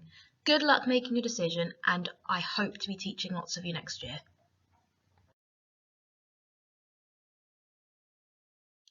Hi Year 9s, I'm going to give you a bit of an overview of what health and social care is and how the course is run. So, what is health and social care? So health and social care at HASU equips students with the knowledge and skills needed to develop their employability skills in and the understanding of the health and social care industry. So through this course, you will develop employability skills, and you will understand the health and social care industry in a bit more depth. The curriculum is designed to focus on developing sector-specific knowledge and technical skills in practical learning environments. So you will have some practical things to do as well as some written tasks. Students will develop key skills of empathy, communication and independent learning, which will equip them for future successes, both in terms of a career and, more importantly, in terms of a healthy, happy life. So why do we teach health and social care here at Harris Sutton? About 3 million people in the UK work in the health and social care, which is equivalent to 1 in every 10 people. So 1 person in every 10 people that you know will work in the health and social care industry at some point during their lives. The demand for both health and social care is likely to continue to rise due to our ageing population, and consequently will play a key role in the UK society moving forwards. Our Key Stage 4 course provides students with the background knowledge and skills enabling our students to achieve the qualifications they need to build successful careers in the health and social care industries, such as teaching, social work, nursing, midwifery and paramedic science. So how does the course actually run? So in year 10, you will do your internally assessed units. So these are things that will be assessed within Harris Sutton, so within school. So you will have 2 components that you need to look at. So component 1, which is over here, which is called human lifespan development. This would be worth 30% of your grade and is all coursework. So there is no exam for this part or our component 2. So within the human lifespan development, learners will explore how people grow and develop over the course of their life from infancy to old age. This includes physical, intellectual, emotional and social development. You will explore different factors such as diet, education and life events, for example, marriage and bereavement, which may affect people's lives. So in our human lifespan development, we will look at the different life stages that people go through. So we will look at infancy, we will look at childhood and how our physical development changes from when we are first born to when we are 5, 6 and so on. And we will also look at in depth different factors that can affect our lives. So it might be our diet, marriage, bereavement and how the effects that these can have on people. Also in year 10, we will look at another piece of coursework. So this would be component 2, and this is the health and social care services and value. This is also worth 30% of your grade and will all be coursework. So there will be no exams for this section either. So here, learners will discover and deepen their knowledge of the health and social care services that are available and why individuals may need to use them. Learners will explore barriers that can make it difficult to use these services and how these barriers can be overcome. You will explore and practice applying the different care values that are key to delivering an effective health and social care services. So within this component, we will look at the type of care services that are available within our community and the UK, and we will look at types of people who will use these. We will use some case studies and look at why people use them or why they were unable to use them and how we can overcome those barriers.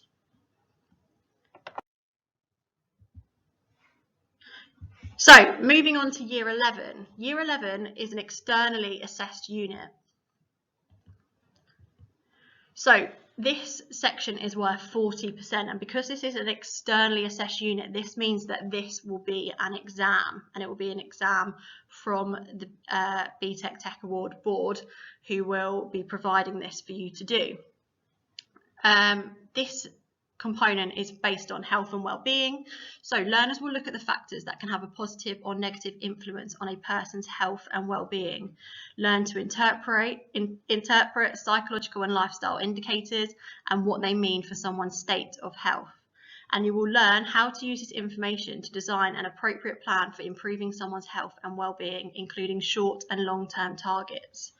So for the exam, in year 11, we will spend majority of year 11 revising, doing exam practices, working on how to answer the questions so that you are fully prepared when you go into that exam in year 11.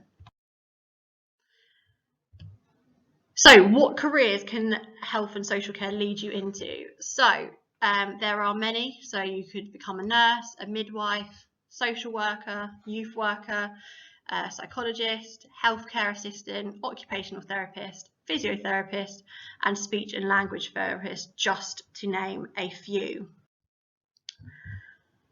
If you do have any questions about health and social care, please feel free to come and find me in my office. I'm located in the PE office, or please do not hesitate to drop me a message. Thank you.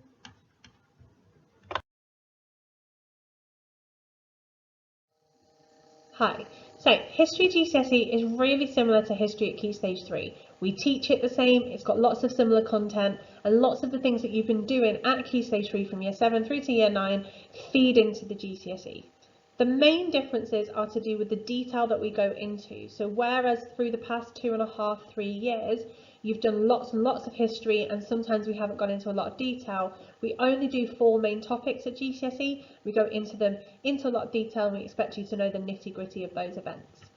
And we teach you more critical skills, so whereas before the focus was on knowledge, we're really going to get you thinking about history critically, thinking about what happened in the past and evaluating those events. And there's a bigger range of written questions for us to test those critical skills and for us to put them into practice. Why should you take History GCSE? Well, obviously I'm biased, but I think it's a really, really great subject. But what I want you to ask yourself first of all is, do you enjoy it? If you do not enjoy history, there's no point in taking it at GCSE because you're just not going to be interested in doing the homework, doing the revision, or engaging in the lessons. You might want to wait and find out what the course is. I'll be going through the content in a moment, but does the course sound interesting? Are you going to be able to motivate yourself to do that work? Do you want to keep your doors open for the future? History is an EBAC subject, which means it is teaching you skills, the critical skills, the communication skills, the ability to evaluate, to analyse, to look at sources, to compare them, to make links between information. All of those skills are really useful to any jobs, any further education, any A-level options that you might want to be doing in the future. So it's a really, really transferable subject for your future plans. What does the course look like? Well, it's got 3 parts to it. So these are 3 exams that you sit at the end of Year 11. Paper 1 is worth 30% and it's an hour and 15-minute exam. And it's all based around one theme, which is migration. The first part of paper 1 is what we call a historic environment. So what this means is we're looking at one geographical place. In our case, that is Notting Hill in London. And we're looking at it in the time period 1948 to 1970, and we're looking at how migration to that area affected that area. It's lots of source work, so it's looking at sources and looking at what life was like for people then. The second part of that paper, the bigger part, is what we call the thematic study, which is where we look at migrants in Britain. So this is looking at the reasons why migrants came to Britain, what their lives was like, and how they impacted and changed Britain.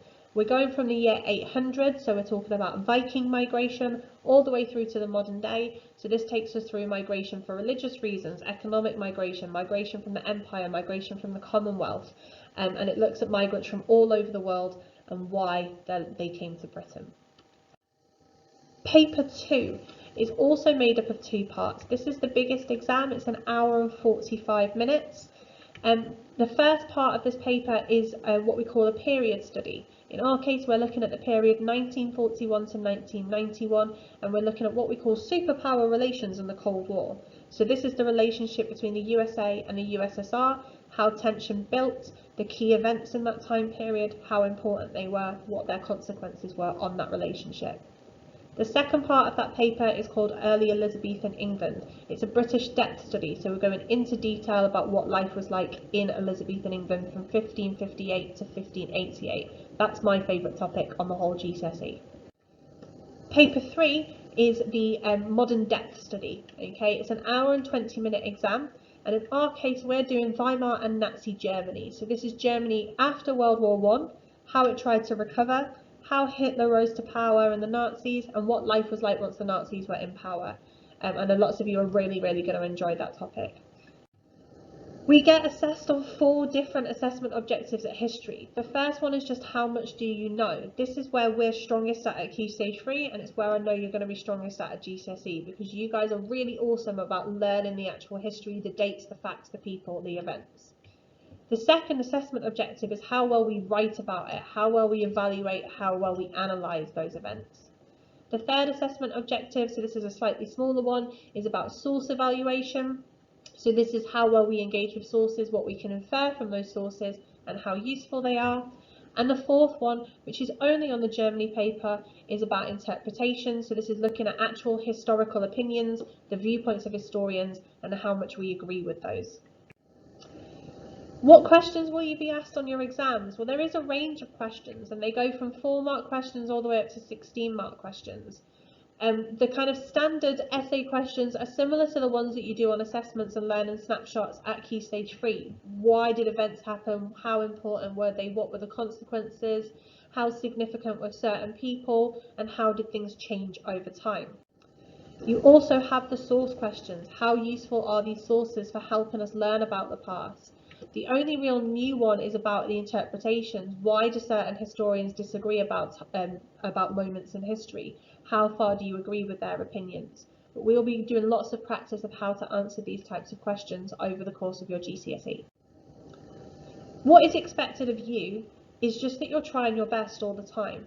Again, like I said, it's really similar to Key Stage 3. We expect you to be doing your homework. We do expect you to be doing regular revision. Revision starts from lesson 1 in history because we can't have you forgetting anything that you learn about. And it's completing all the work to the best of your ability. If you miss a lesson, you catch up. Okay, if you didn't understand something, you try and figure out a way to understand it by asking a teacher, by asking your friends, by asking me. Okay, there's lots of support there available to you, and we know you can do it. Where can history take you? It's really, so many doors are open to you. I want to say the world is your oyster with history, but that is a little bit cliche. History can take you into so many different careers, so many different options for further study. These are just some that I know in my experience people have studied after doing history GCSE, but it is so far open to you because of the skills it is teaching you. I get asked a lot of frequently asked questions. The first one of those is there a lot of writing? The answer to that is yes, unfortunately. The issue that our students face more often is being able to get all of their thoughts out in the short time that they've got in the exam. Okay, so the issue is not that you're not going to be able to write enough, it's going to be that you want to write too much. You've been working towards this since year 7. With practice, you'll be able to do that amount of writing in that amount of time, so don't worry about it. I get the comment, oh, I can't remember dates, miss, so I won't be any good. You're fine. A, you will get better with practice. The more we go over, the more we revise the dates. You've only got 4 topics to remember, the better you will be. And B, you're not going to get penalised for getting a date wrong. It's fine. Okay, you will not lose marks just for getting a date wrong. Okay, as long as you can say it's in a certain time period, you're all right. The third question that I get asked is, will we be doing World War II at GCSE? And unfortunately the answer for that is no. Our Weimar and Nazi Germany topic finishes just before World War II starts, and then our Cold War topic picks up just towards the end of World War II. I'm hoping that I've covered any questions you might have had in this video. If you do have any more, please do email me. My email address is just up there. At the top of this screen is the exam board and the paper name. So we do Edexcel History 9 to 1. If you Google that, you'll be able to get the specification, which goes into more detail about what it is that we do. Just make sure that you're looking at migrants in Britain, early Elizabethan England, Weimar and Nazi Germany, and superpower relations and the Cold War. Thank you. Salve the Year 9! I'm very excited to talk to you today about GCSE Latin, and more specifically about Latin at Harris Academy Sutton. Why choose GCSE Latin? What you gonna learn? How is it assessed? Where can studying Latin lead? And where you can find more information about it. Firstly, it's very important for you to know that Harris Academy Sutton is one of the very few academies across Harris Federation and UK that offers Latin. And this is because it believes that the values are nurtured from this subject, such as integrity, which comes from the Latin word integritas, play a central role in the education of all students. According to a survey, just 12.9% of UK state secondary schools offer Latin, compared with 59.9% of independent secondary schools. For this reason, you are considered as privileged students, because you belong to these 12.9% of students that have been already taught Latin and have succeeded achieving grades 8 and 9, and now you are given the opportunity to choose Latin as a GCSE subject. You may be asking yourself, why should I take GCSE Latin? Well, you have been already exposed to the fascinating world of classics and learned things about the Roman daily life that has demonstrated the influence of the classical world in the modern world. To remind you some of the things we have done together, I've put some pictures on the slide that you can see the influence on the theatre, on sciences, on maths, on the political life, and so many other areas. This helps you to understand the world around you better. It wasn't a few times when you were coming to a realization of a similarity between the English language and the Latin language that you were so excited about it that you couldn't wait to share it with the whole class. For instance, magistra, the word volunteer, comes from the Latin word volo, which means I want, so therefore volunteer means that I would like myself to do something. Therefore, the study of Latin enhances your cultural insight as it's the bedrock of arts, literature, and sciences. It's also the language that helps us to learn other European languages as students gain an insight into how languages have been developed. Latin also improves your English vocabulary as most of the sophisticated words derived from Latin, and the understanding of complex grammar structure makes you be more accurate and careful when you use your own language. It's a fact that students who study Latin do better at quality of written communication marks in their other GCSEs. And last but not least, Latin is another EBAC lesson that opens up so many doors for your future endeavors. Now, before I get to the answer of the question, what you're gonna learn, I would like to reassure you that even if you have missed a couple of lessons because of lockdown, you have already learned lots of things and you have developed the skills that you need to succeed in Latin. Continuing now from Key Stage 3, our objective is to develop an in-depth understanding of the Latin language and culture to level where you can be able to read proper Latin literature, prose and verse with confidence. To develop an in-depth understanding of the Latin language, we should learn to identify and recognize more complex structures and see them as, if you want, problems of words and not of numbers that must be decoded. In terms of the classical civilization, I'm happy to let you know that as GCSE students, you will be assessed on things you have learned last year about Roman daily life. And now, as Year 11 students, you will be finally ready and thrilled to start reading passages from famous Roman authors as Virgil and learn about magic and superstition. Okay, how you will be assessed? Firstly, bear in mind that GCSE Latin has just one single clear paper. You will be assessed in 3 different components. The first component is about the Latin language. It's 1 hour and 30 minutes and it's worth of the 50% of the qualification. This paper is divided into 2 sections. Section 1 includes short comprehension questions, testing understanding of the storyline and translation of a passage from Latin into English. And the section B includes more grammar tasks. Now, the component 2 is about literature. It's 1 hour and 15 minutes and it's worth the 30% of the qualification. You will be assessed on the topic magic and superstition through prose and verse. You will be particularly asked to analyze and evaluate evidence from your resources in order to draw informed conclusions. Component 3 is about the classical civilization. It's 1 hour and it's worth 20% of the qualification. You will be asked to select and evaluate evidence either from sources or pictures to respond to an extended question. Here you can see the assessment objectives for this specification. Students must be able to show their ability to demonstrate knowledge and understanding of the Latin language and the Latin literature or other ancient sources. Finally, they should be able to analyze, evaluate, and respond to Latin literature or any other ancient sources.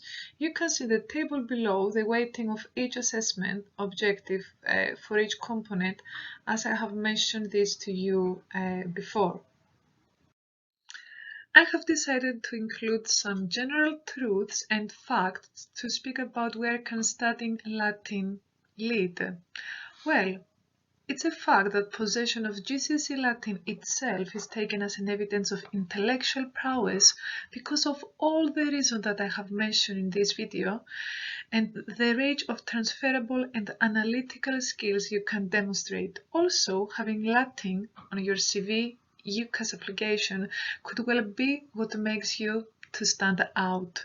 Evidence suggests that employees prefer candidates that have studied Latin as they're considered very capable and good at solving problems.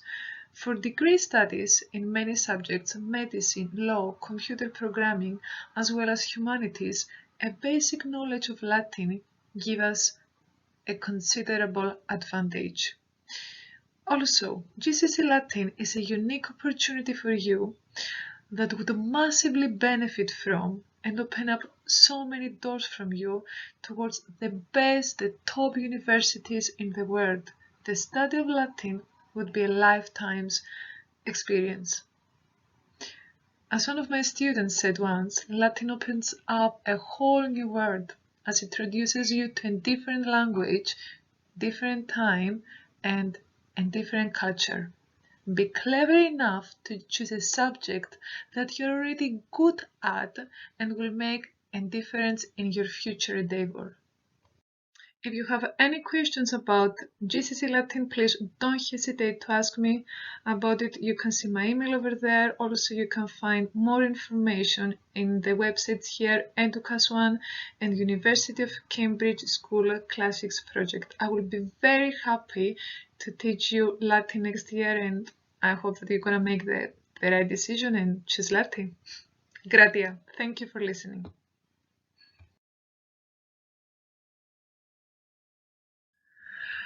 Hello Year 9, thank you very much for taking the time to watch this video. I just wanted to take a few minutes just to outline and go through what GCSE music involves.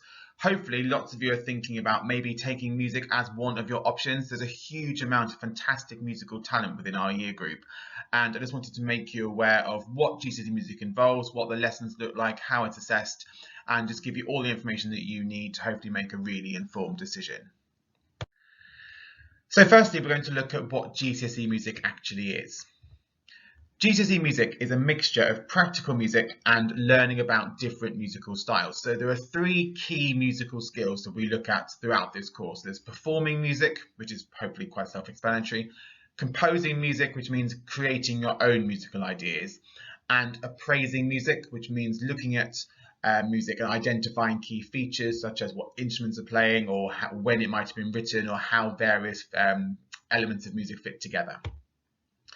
So you learn how to perform music to a high level, you will learn how to compose your own music, and you will learn how to evaluate and appraise music from a wide range of genres and backgrounds.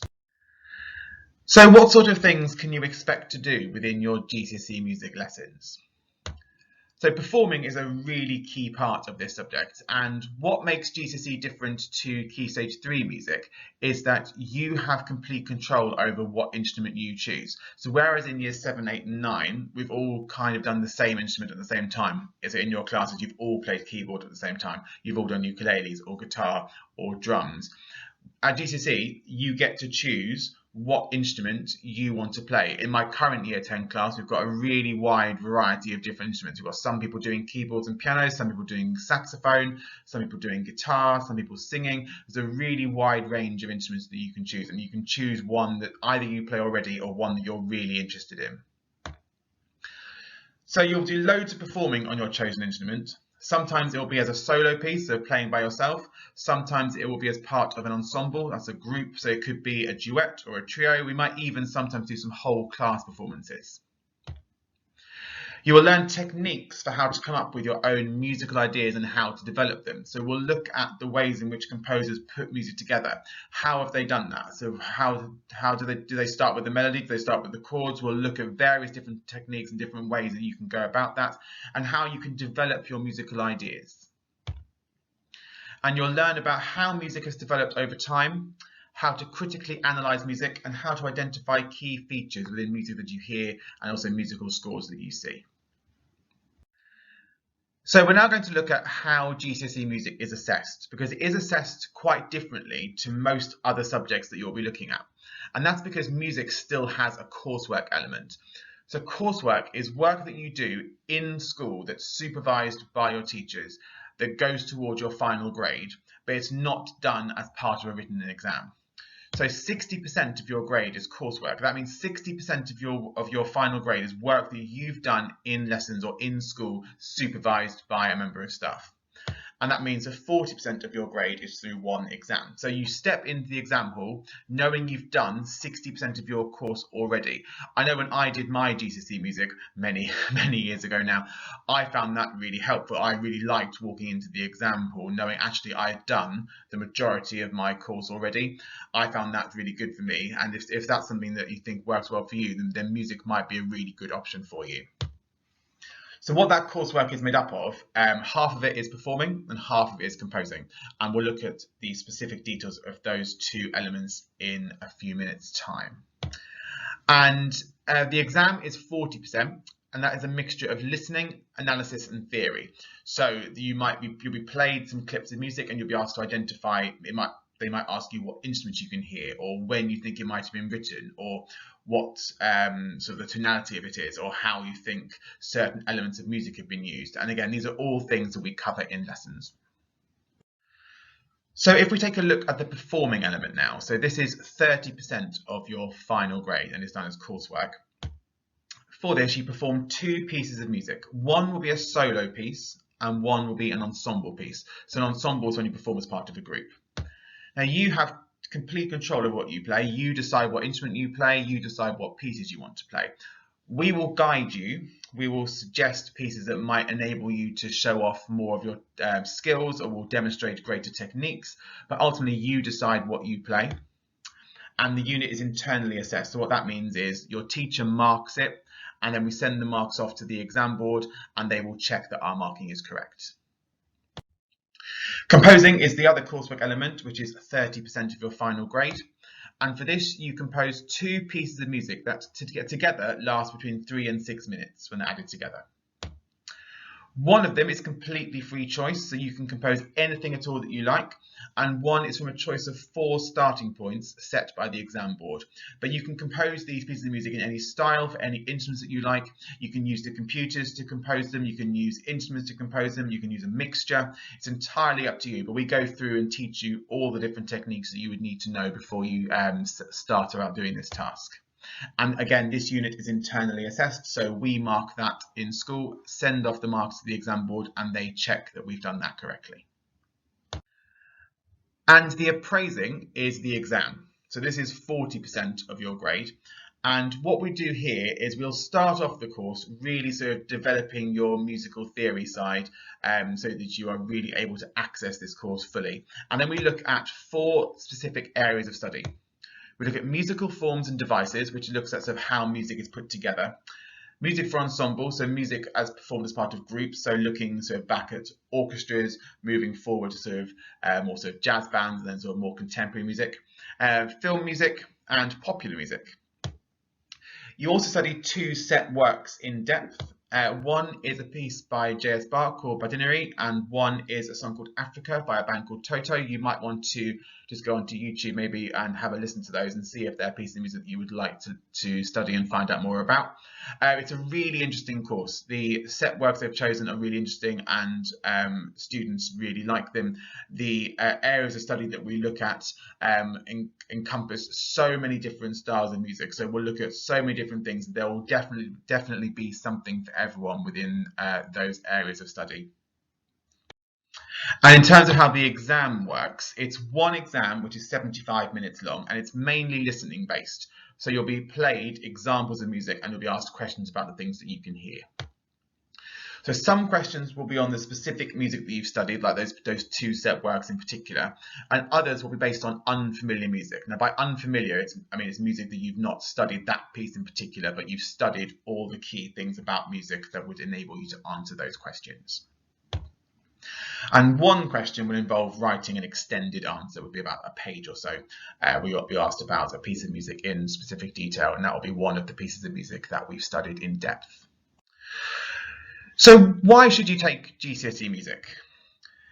GCSE Music shows potential employers, colleges and universities that you are creative, that you have dedication and perseverance, and that you can both work individually and as part of a group.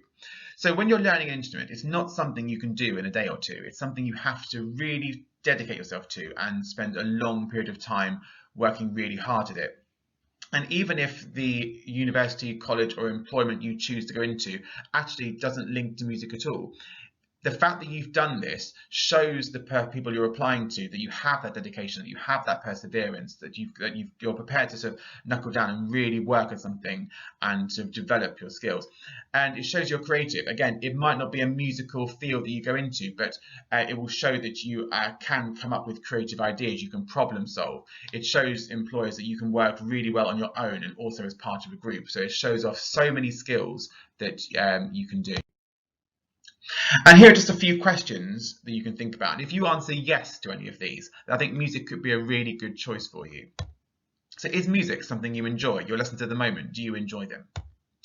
Do you enjoy performing music? Do you enjoy learning and playing an instrument? Do you enjoy creating your own ideas? Do you enjoy listening to music? Do you find learning about how music has developed and evolved interesting? I think if you can answer yes to any of those questions, then music's really something to consider. So thank you very much for watching. If you've got any questions at all about GCSE Music, please come and find me at any time. You can see me either in lessons or in my office or on duty or anywhere around the school, or if you'd rather email me your questions, my email address is s.duffy@harrissutton.org.uk. So it's a really exciting time for you choosing your options. It's a really big moment in your educational life. So it's really important that you make a really informed decision and choose subjects that you really like. And any questions you've got about music or anything at all, please come and find me. I'll more than happily help you. Thank you.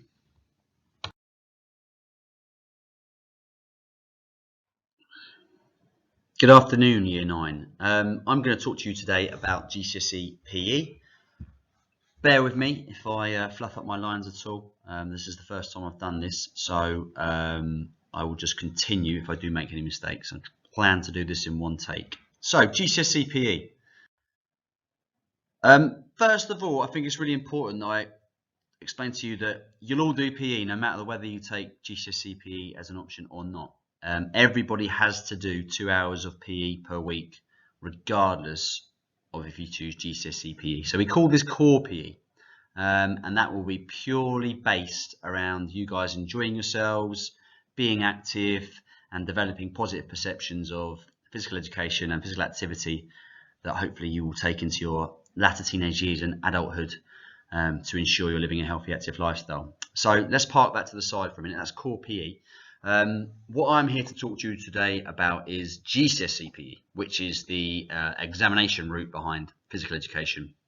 This will be very, very different to any PE you've done in Key Stage 3 here at Harris Academy Sutton. So I'll explain to you what is required from you guys to get the best grade you possibly can in GCSE PE. First of all, the course is split up into theory and practical.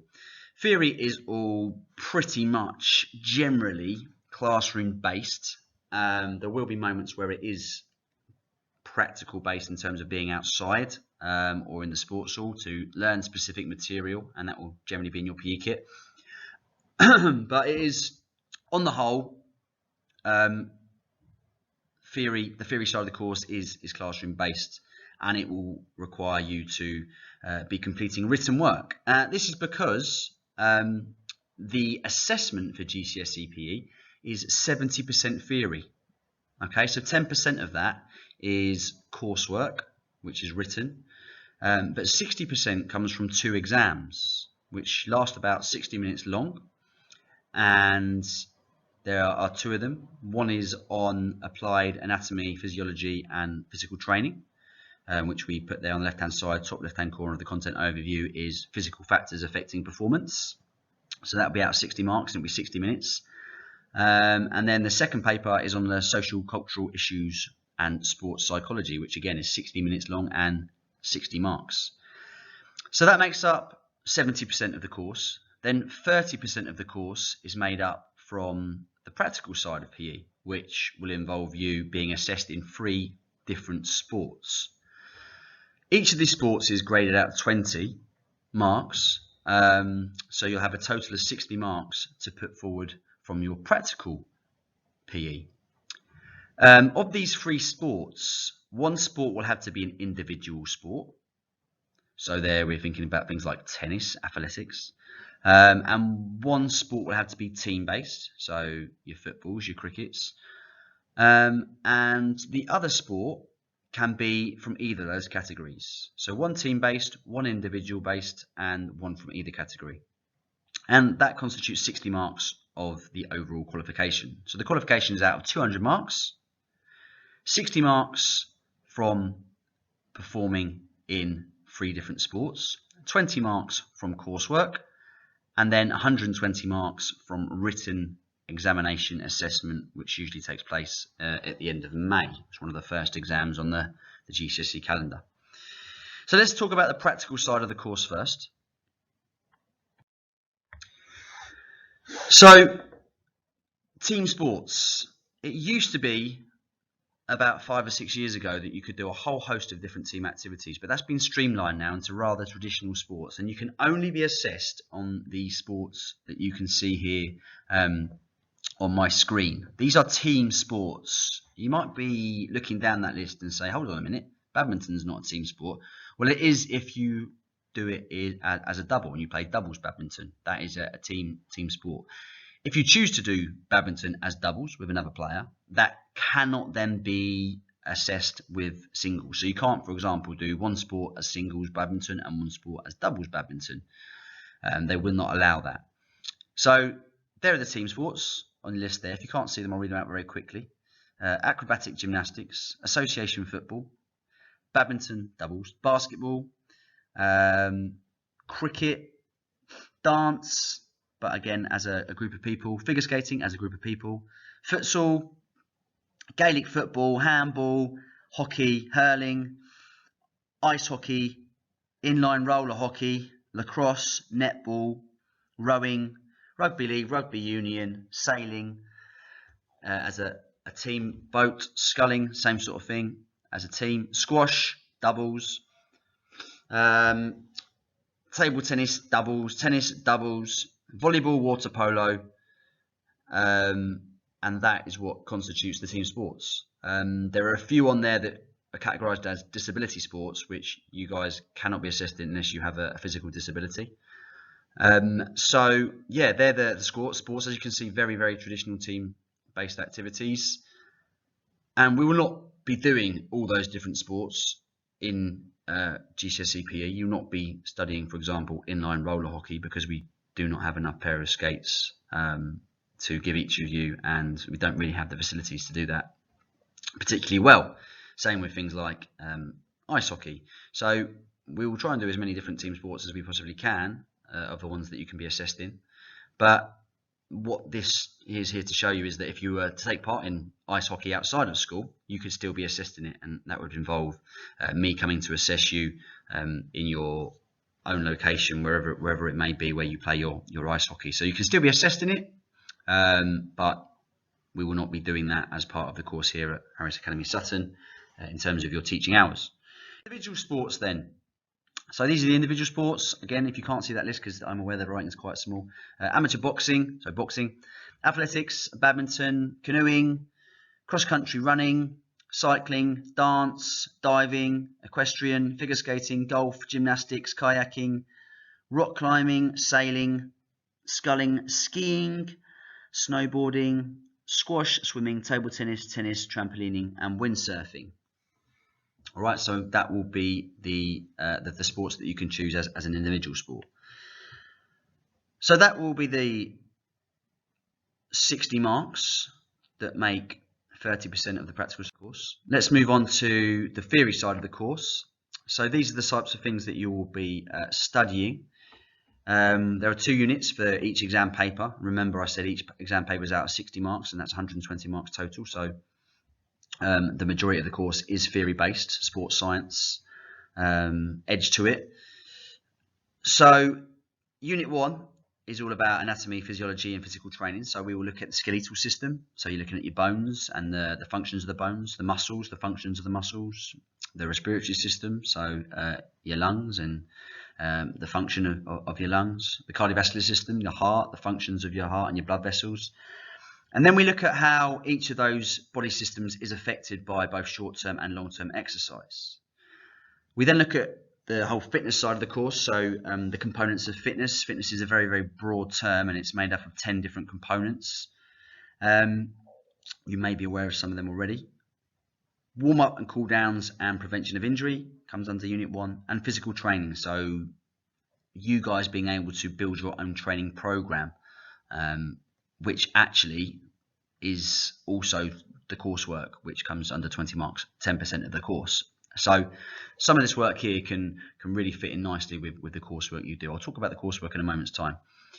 Unit 2 here is more socio-cultural based, and you can see here we have we talk about engagement patterns of different social groups, so socioeconomic, ethnic minorities, gender, different activities based on those different social groups.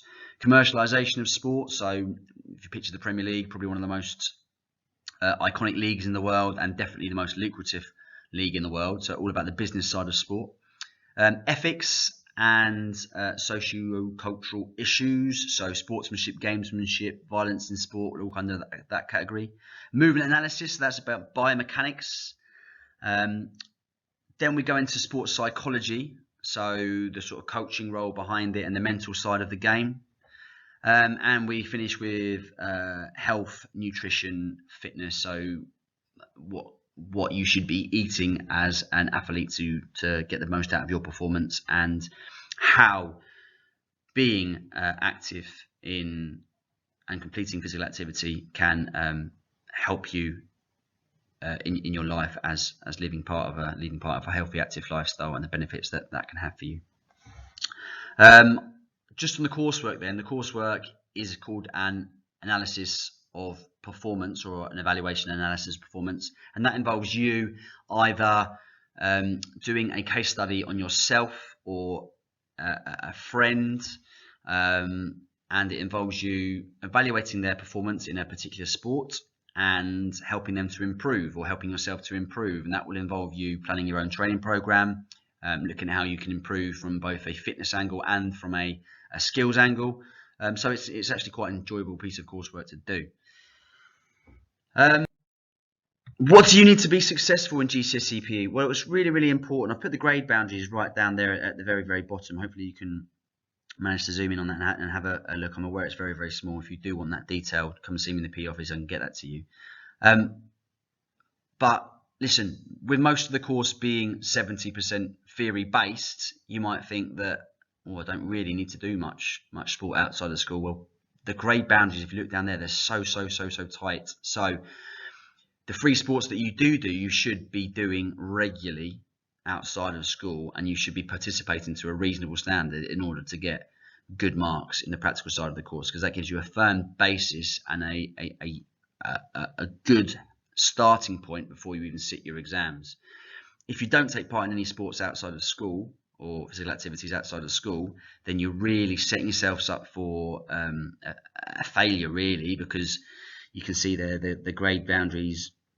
The difference between getting a 9 and a 6, for example, is just under 30 marks. If you think the practical side of the course is 60 marks,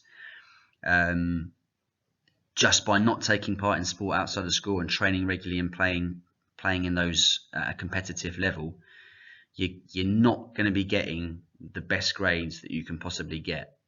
So what we suggest is here in your essentials and desirables is that you're playing at least one sport to a good standard, a high standard outside of school, or you're playing one sport to a good standard, like a team-based, and another sport socially, and then generally speaking we can try and find you one more sport that we can try to improve your performance in to get a firm basis. You also need to be pretty good with your biology, and your English and maths is a given. You generally need to have that decent foundation to do most subjects. So yeah, good in biology. You must be playing sport outside of school. The more sport you play, the better at a competitive level, because you're gonna score highly in this subject.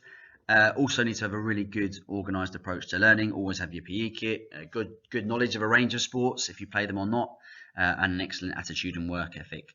A lot of the course, the theory side of it, is knowledge based. So if you're able to recall the knowledge, you'll do pretty well in the examination side from the written assessment point of view. So that is GCSE PE. If you've got any more questions, please do come and ask me in the PE office about it.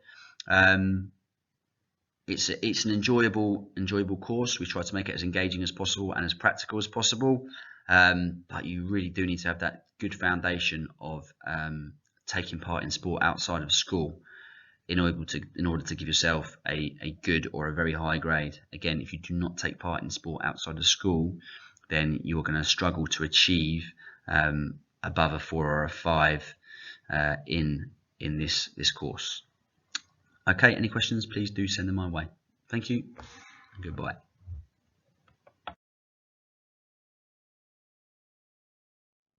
Hi everyone, Mr. Comfort here. I'm going to talk to you about GCSE RS as an option for your GCSE choices. So you already know what religious studies is. You do it at Key Stage 3, you've done a huge amount of work on it already. RS is the study of religion and also of ethics. And as part of the RS GCSE, you'll be doing both of these things. It's really important to remember that RS GCSE isn't just the study of religion, it's also the study of philosophy and ethical philosophy in particular. And I'm going to talk to you more about that in a minute. RS GCSE is all about challenging you with questions about belief and values and meaning and purpose and truth. It's about getting you to consider the world we live in, but in a philosophical and religious way. So it's not like citizenship or sociology that focuses on society. It's all about thinking about this kind of spiritual element of our lives as well. The purpose of doing the GCSE is to make sure that you understand how religion and ethics form the foundation of our culture. In other words, we want you to think, doing this GCSE, about just how important religion and philosophy have been in setting up the way that we live our lives and the way that we construct our society. Now, in terms of thinking about what you've done for RS in the past, I want you to think about it like this. So far, we've done a lot of religions, but only in a small amount of depth. You know, RS in year 7, 8 and 9 is like the top of the iceberg. But GCSE is like that sort of mammoth of knowledge below the surface. And in RS GCSE, we go into fewer religions, but in much, much more detail and depth. And we get you to think much, much harder about the why questions, the evaluative questions, really thinking not just about, understanding the facts about religions, but understanding the meanings. Another big change in RS GCSE is that we think about religious texts as well. So we look much more closely at quotes from holy books and what those tell us about the religions that we're studying. So we're doing the AQA RS GCSE, and it's made up of 2 components. The first component is the study of religions, belief, teachings and practices. And in this first component, as a school, we have to choose 2 of the options. And in Harris Sutton, we do Christianity and Islam. Right, so we've chosen to teach you Christianity, that's Christianity rather than Catholic Christianity, which is a slightly separate topic, and Islam. And the reason we've chosen those is because they're the 2 major religions in the UK, and they're the religions that we find really set you up well for if you decide to take RS further at A level and beyond. So that first component leads to 1 written exam at the end of the course. And the second component is called the thematic studies component. And what you do in this component is you look at a whole range of different philosophical and ethical themes. And we do theme A, D, E, and F. In other words, we look at relationships and families, we look at religion, peace and conflict, we look at religion, crime and punishment, and we look at religion, human rights and social justice. And across those themes, we look at these topics quite similar to what you might study in a subject like citizenship or history or sociology, but we look at them from a religious perspective. We look at what religious believers from different faiths would have to say about those different questions. So how's RS examined? Well, it's examined in a series of quite consistent question types. You've got multiple choice questions that are all about your knowledge. Any RS student at Harris Sutton will be able to answer this one. Your religious terminology and your knowledge of that is excellent already.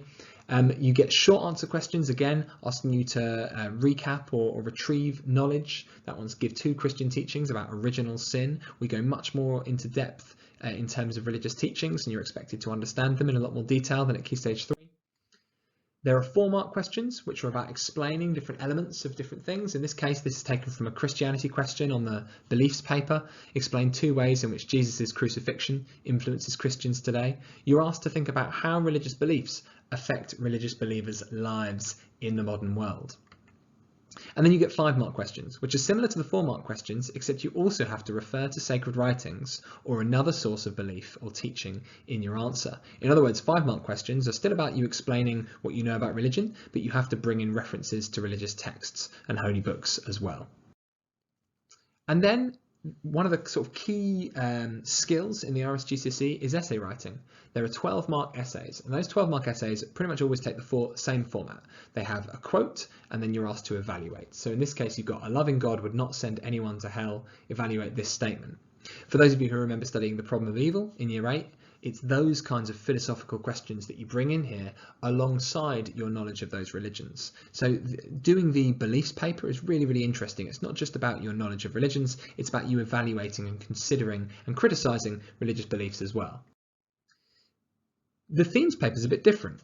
It's the same kind of question structure, but it's on very different kinds of topics. Explain 2 contrasting beliefs in contemporary British society, which means society today, about the use of artificial contraception within marriage. So this is a 4-mark question from the relationships and families paper, and it's about contraception and different religious beliefs on that topic.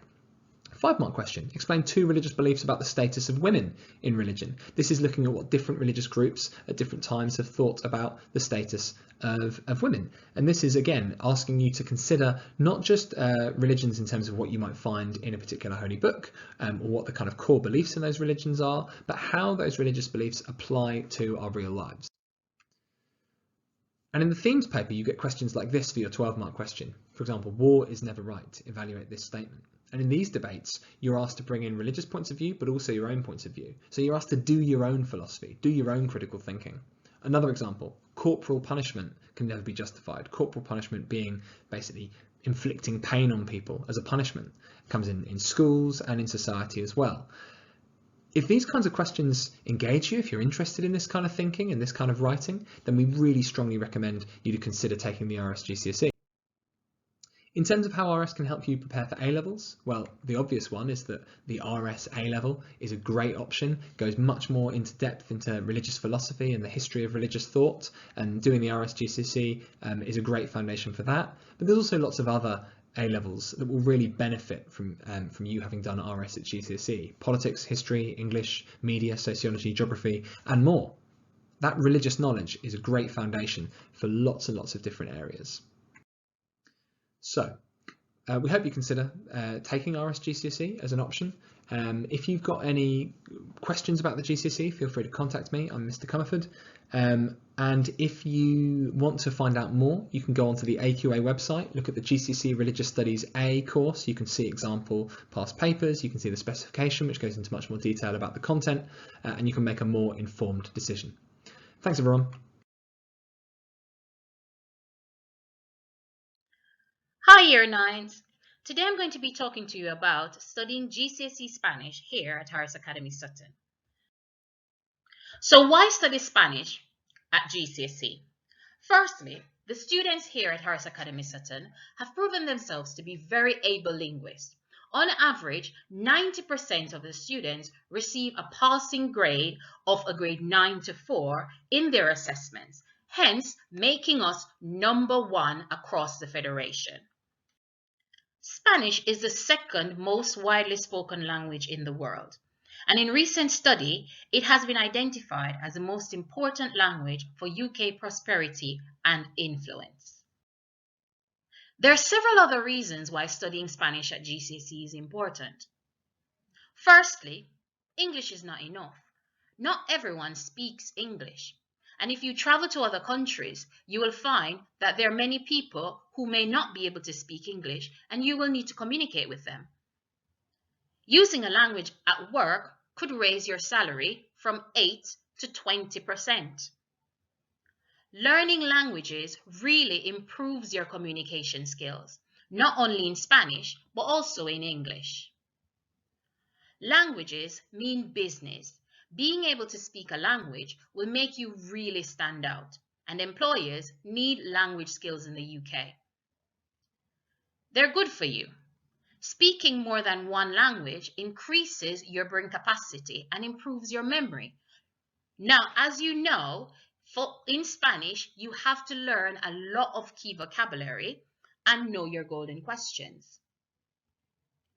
A language will always be useful, no matter what you choose to do in the future. They are regarded as highly academic facilitating subjects for other courses.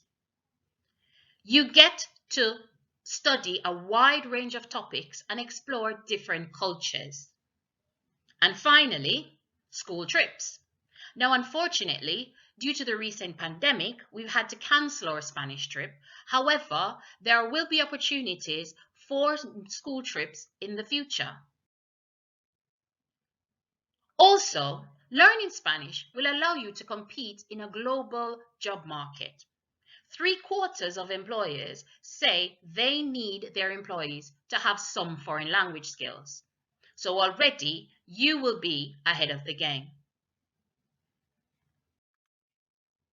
There are many careers where languages will prove to be extremely important.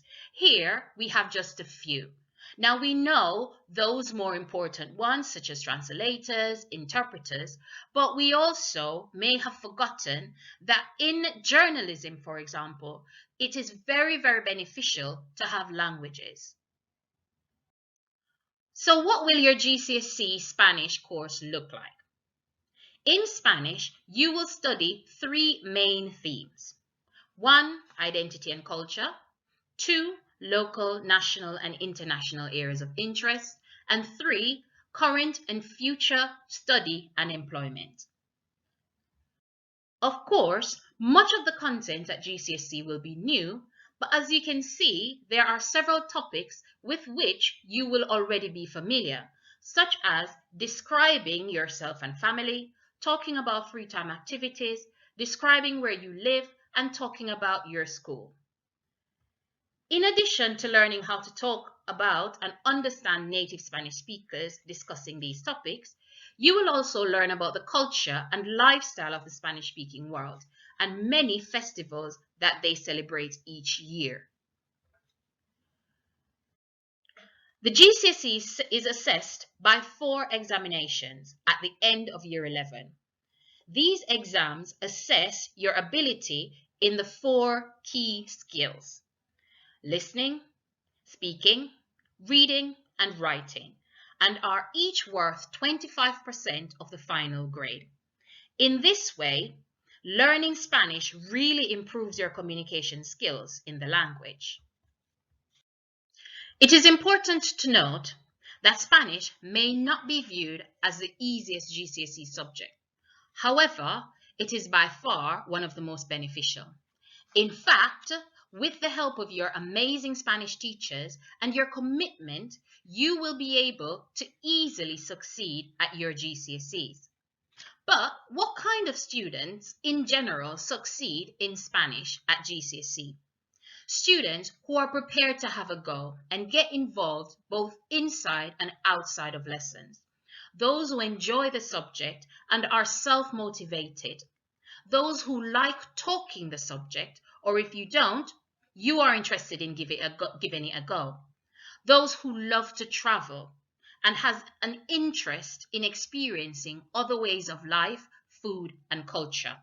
And finally, those who may consider studying Spanish further at A levels, at university, or even studying another foreign language. Now, I hope that this information has helped you to get a better understanding of what Spanish is like at GCSE, and I look forward to answering any questions that you may have. Adios.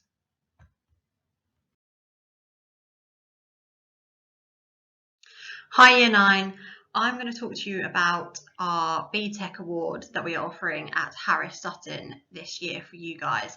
So this BTEC award is sport and activity and fitness, and I'm just going to go through what it involves over the next 2 years if you were to pick this. So how does the course work? So for the BTEC Sport Award, there are 3 different components. So we have component 1, which is coursework, which is worth 30% of our grade.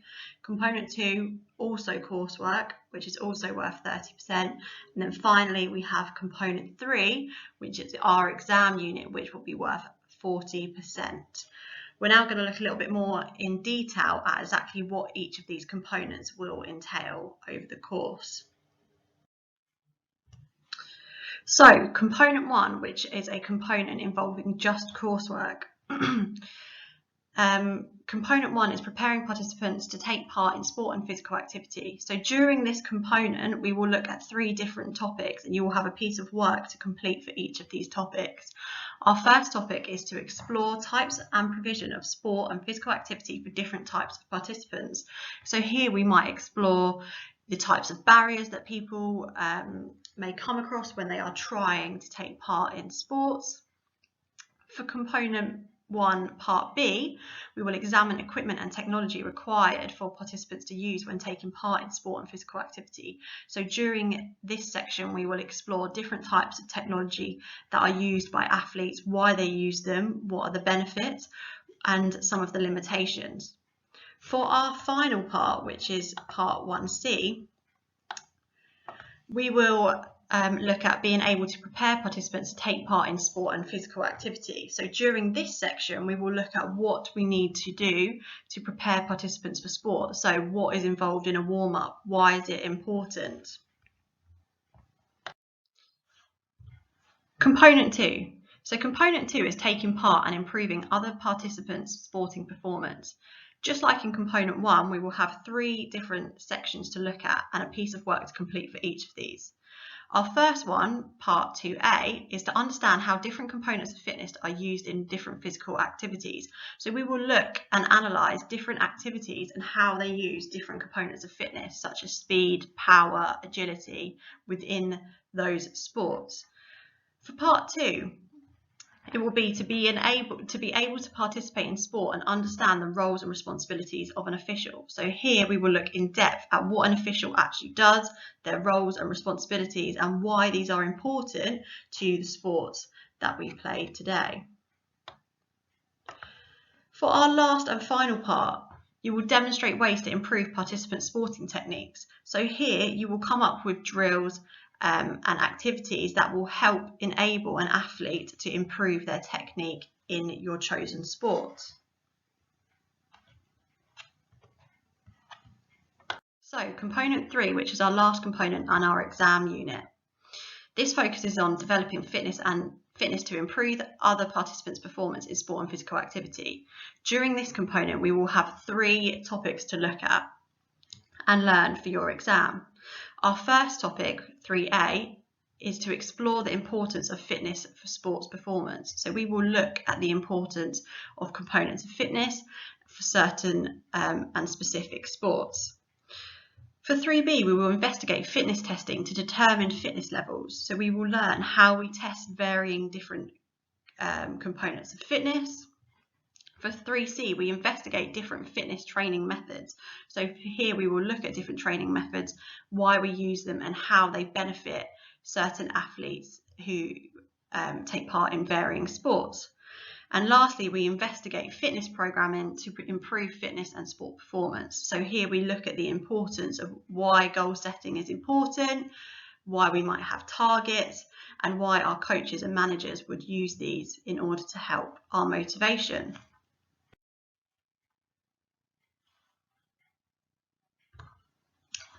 So GCSE PE versus BTEC Sport. So for GCSE PE, you will have a written exam, which is worth 60%. You will have a personal exercise plan, which is similar to coursework, which is worth 10% of your grade. And then you will have a practical assessment, which is worth 30%. For BTEC Sport, however, your assessment is a lot heavier on the coursework side. So for component 1, your coursework would be worth 30% of your grade. Component 2 would also be worth 30%, with your exam only being worth 40%. For BTEC Sport, you do not have to have 3 sports that you play. You do not have to play sports outside of school, although playing sports will help benefit you through this course. Careers in sport. So there are varying different careers in sport. So you could become a sport analyst with this GCSE, personal trainer, PE teacher, sports journalist, coach or manager, sport nutritionist, physiotherapy, yoga instructor, or a mountain leader. Any questions, please do not hesitate to get in contact. Either come and see me at school or you can drop me an email. Thanks.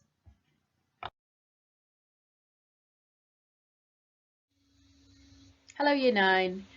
It's lovely to have this opportunity to speak to you about textile design at GCSE.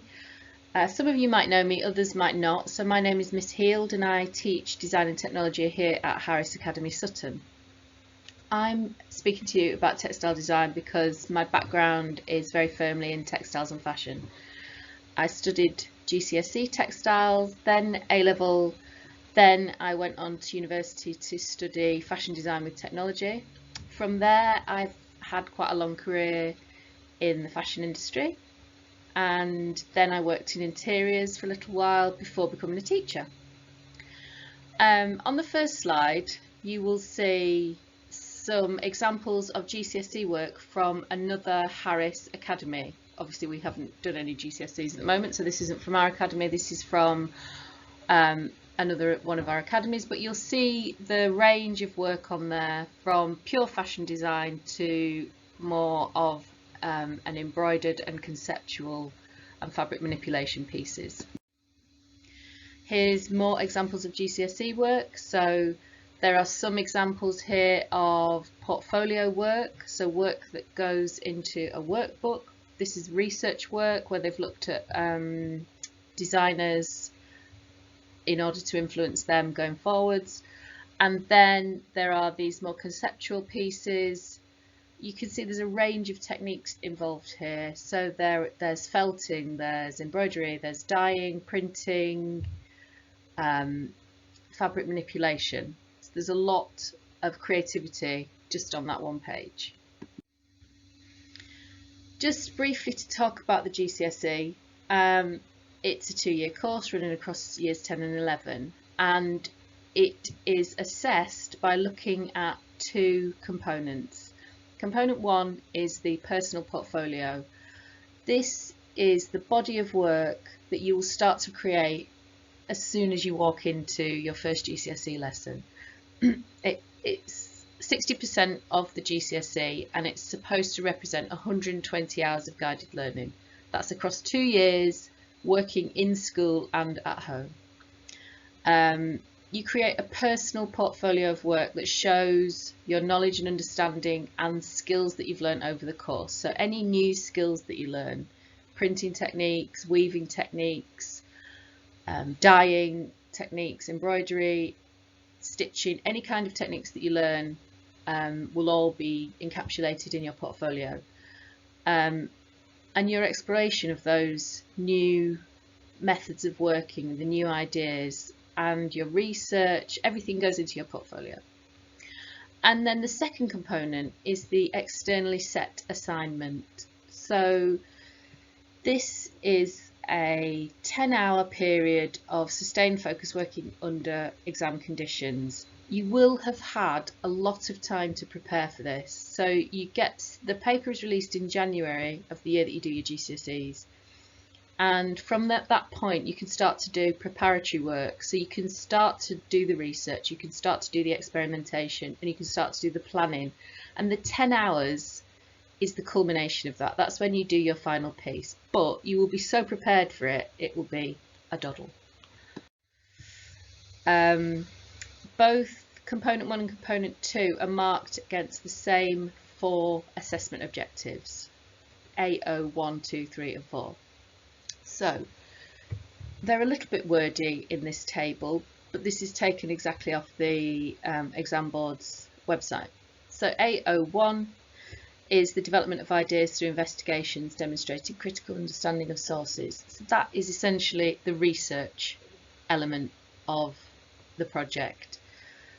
Assessment objective 2 is refining work, exploring ideas, selecting and experimenting with media, materials, techniques and processes. That is experimentation. So that's using something that you think marks the research and experimenting it and creating something that's uniquely your own. AO3 is recording your ideas. So this is how you get them down on paper, how you put them into your portfolio, how you present them in a way that's cohesive and has some attractiveness. And then AO4 is the final piece, so this culmination of the project. It's your meaningful response to your research and your experimentation. And then the second table just breaks down the assessment objectives over the 2 components. So as I said earlier, component 1 has a 60% weighting and component 2 has a 40% weighting on the overall GCSE grade. So I'll just talk about the assessment objectives in a little more detail. We've already seen these 2 images which show research that goes into a personal portfolio. So it can include anything that you've researched. It can include, if you're looking at a designer, you might want to look at an exhibition that designer's done. You might want to look at a catwalk show if it's a fashion designer. But it's anything. It's photographs, documentaries, videos, films, interviews, magazine articles, absolutely anything that you can find on that source, on that individual, you can put into this research. The next section is experimentation. So this is looking at different techniques based on your research and trying them out, seeing where you want to go with them. Can you adapt them? Can you change them in any way? Is there anything new that you can add to them? And all of that research and experimentation goes into your portfolio. And then recording how all the things that you've done and how you've done them. This is crucial that you make sure that you're not focusing on the end point. The journey is what needs to be recorded. So this is a really beautiful portfolio that's shown here, and it clearly shows in a lovely way how they have progressed through a particular project. There's a variety of ways of getting things down into your portfolio, and all those kind of skills will be learned on the course. And then the final piece. There's a couple of examples here of beautiful final pieces that use so many different techniques. The thing that you create doesn't have to be a garment, as you can see. I mean, this isn't a garment, this is fabric experimentation. But there has to be a cohesive response to it. And this again is taken directly from the website of the exam board, but it's the areas of study within the GCSE. So digital textiles is self-evident what that is. It's talking about how you use digital techniques within the textile industry, dyeing fabrics, different uses of natural, synthetic, resist techniques, and then printed fabrics, so screen prints, sublimation prints, transfer prints, block printing. There's so many different ways that you can print onto fabric, and you'll learn about a lot of them. Fashion design, so you will learn about designers and how to create clothing, pattern cutting, manipulation, altering patterns. It won't necessarily just be clothing, it can be hats, it can be shoes, it can be lots of different things. And then we'll talk about the sustainable nature of fashion, recycling and ethical manufacture. And then installed textiles, so this could be textiles as a piece of art in a site-specific interior space. You might want to look at quilting, padding, collage and assemblage in that area. Soft furnishings, so interior textiles essentially, and how you might use tactile, physical qualities of textiles in an interior space. And then stitched or embellished textiles, so anything to do with embroidery, applique, manipulation comes in here. And then the skills that you might come on to learn. So we've talked a little bit about weaving, could include knitting and crochet and macrame. Then there's felting and other ways of distressing and altering fabrics. Stitching could be applique, embroidery, guipure, pleating, construction methods. Well, construction methods is, as I said, garments, shoes, hats. And then printing, there's hundreds of ways of printing. And then the kind of media and materials that you'll be using, so fabric obviously, but in conjunction with inks, yarns, threads, fibres, fabrics, textile materials and digital imagery. To sum up, it's an incredibly varied and really creative GCSE where you'll learn a lot of new techniques which will enable you to create with fabric. Thank you for listening.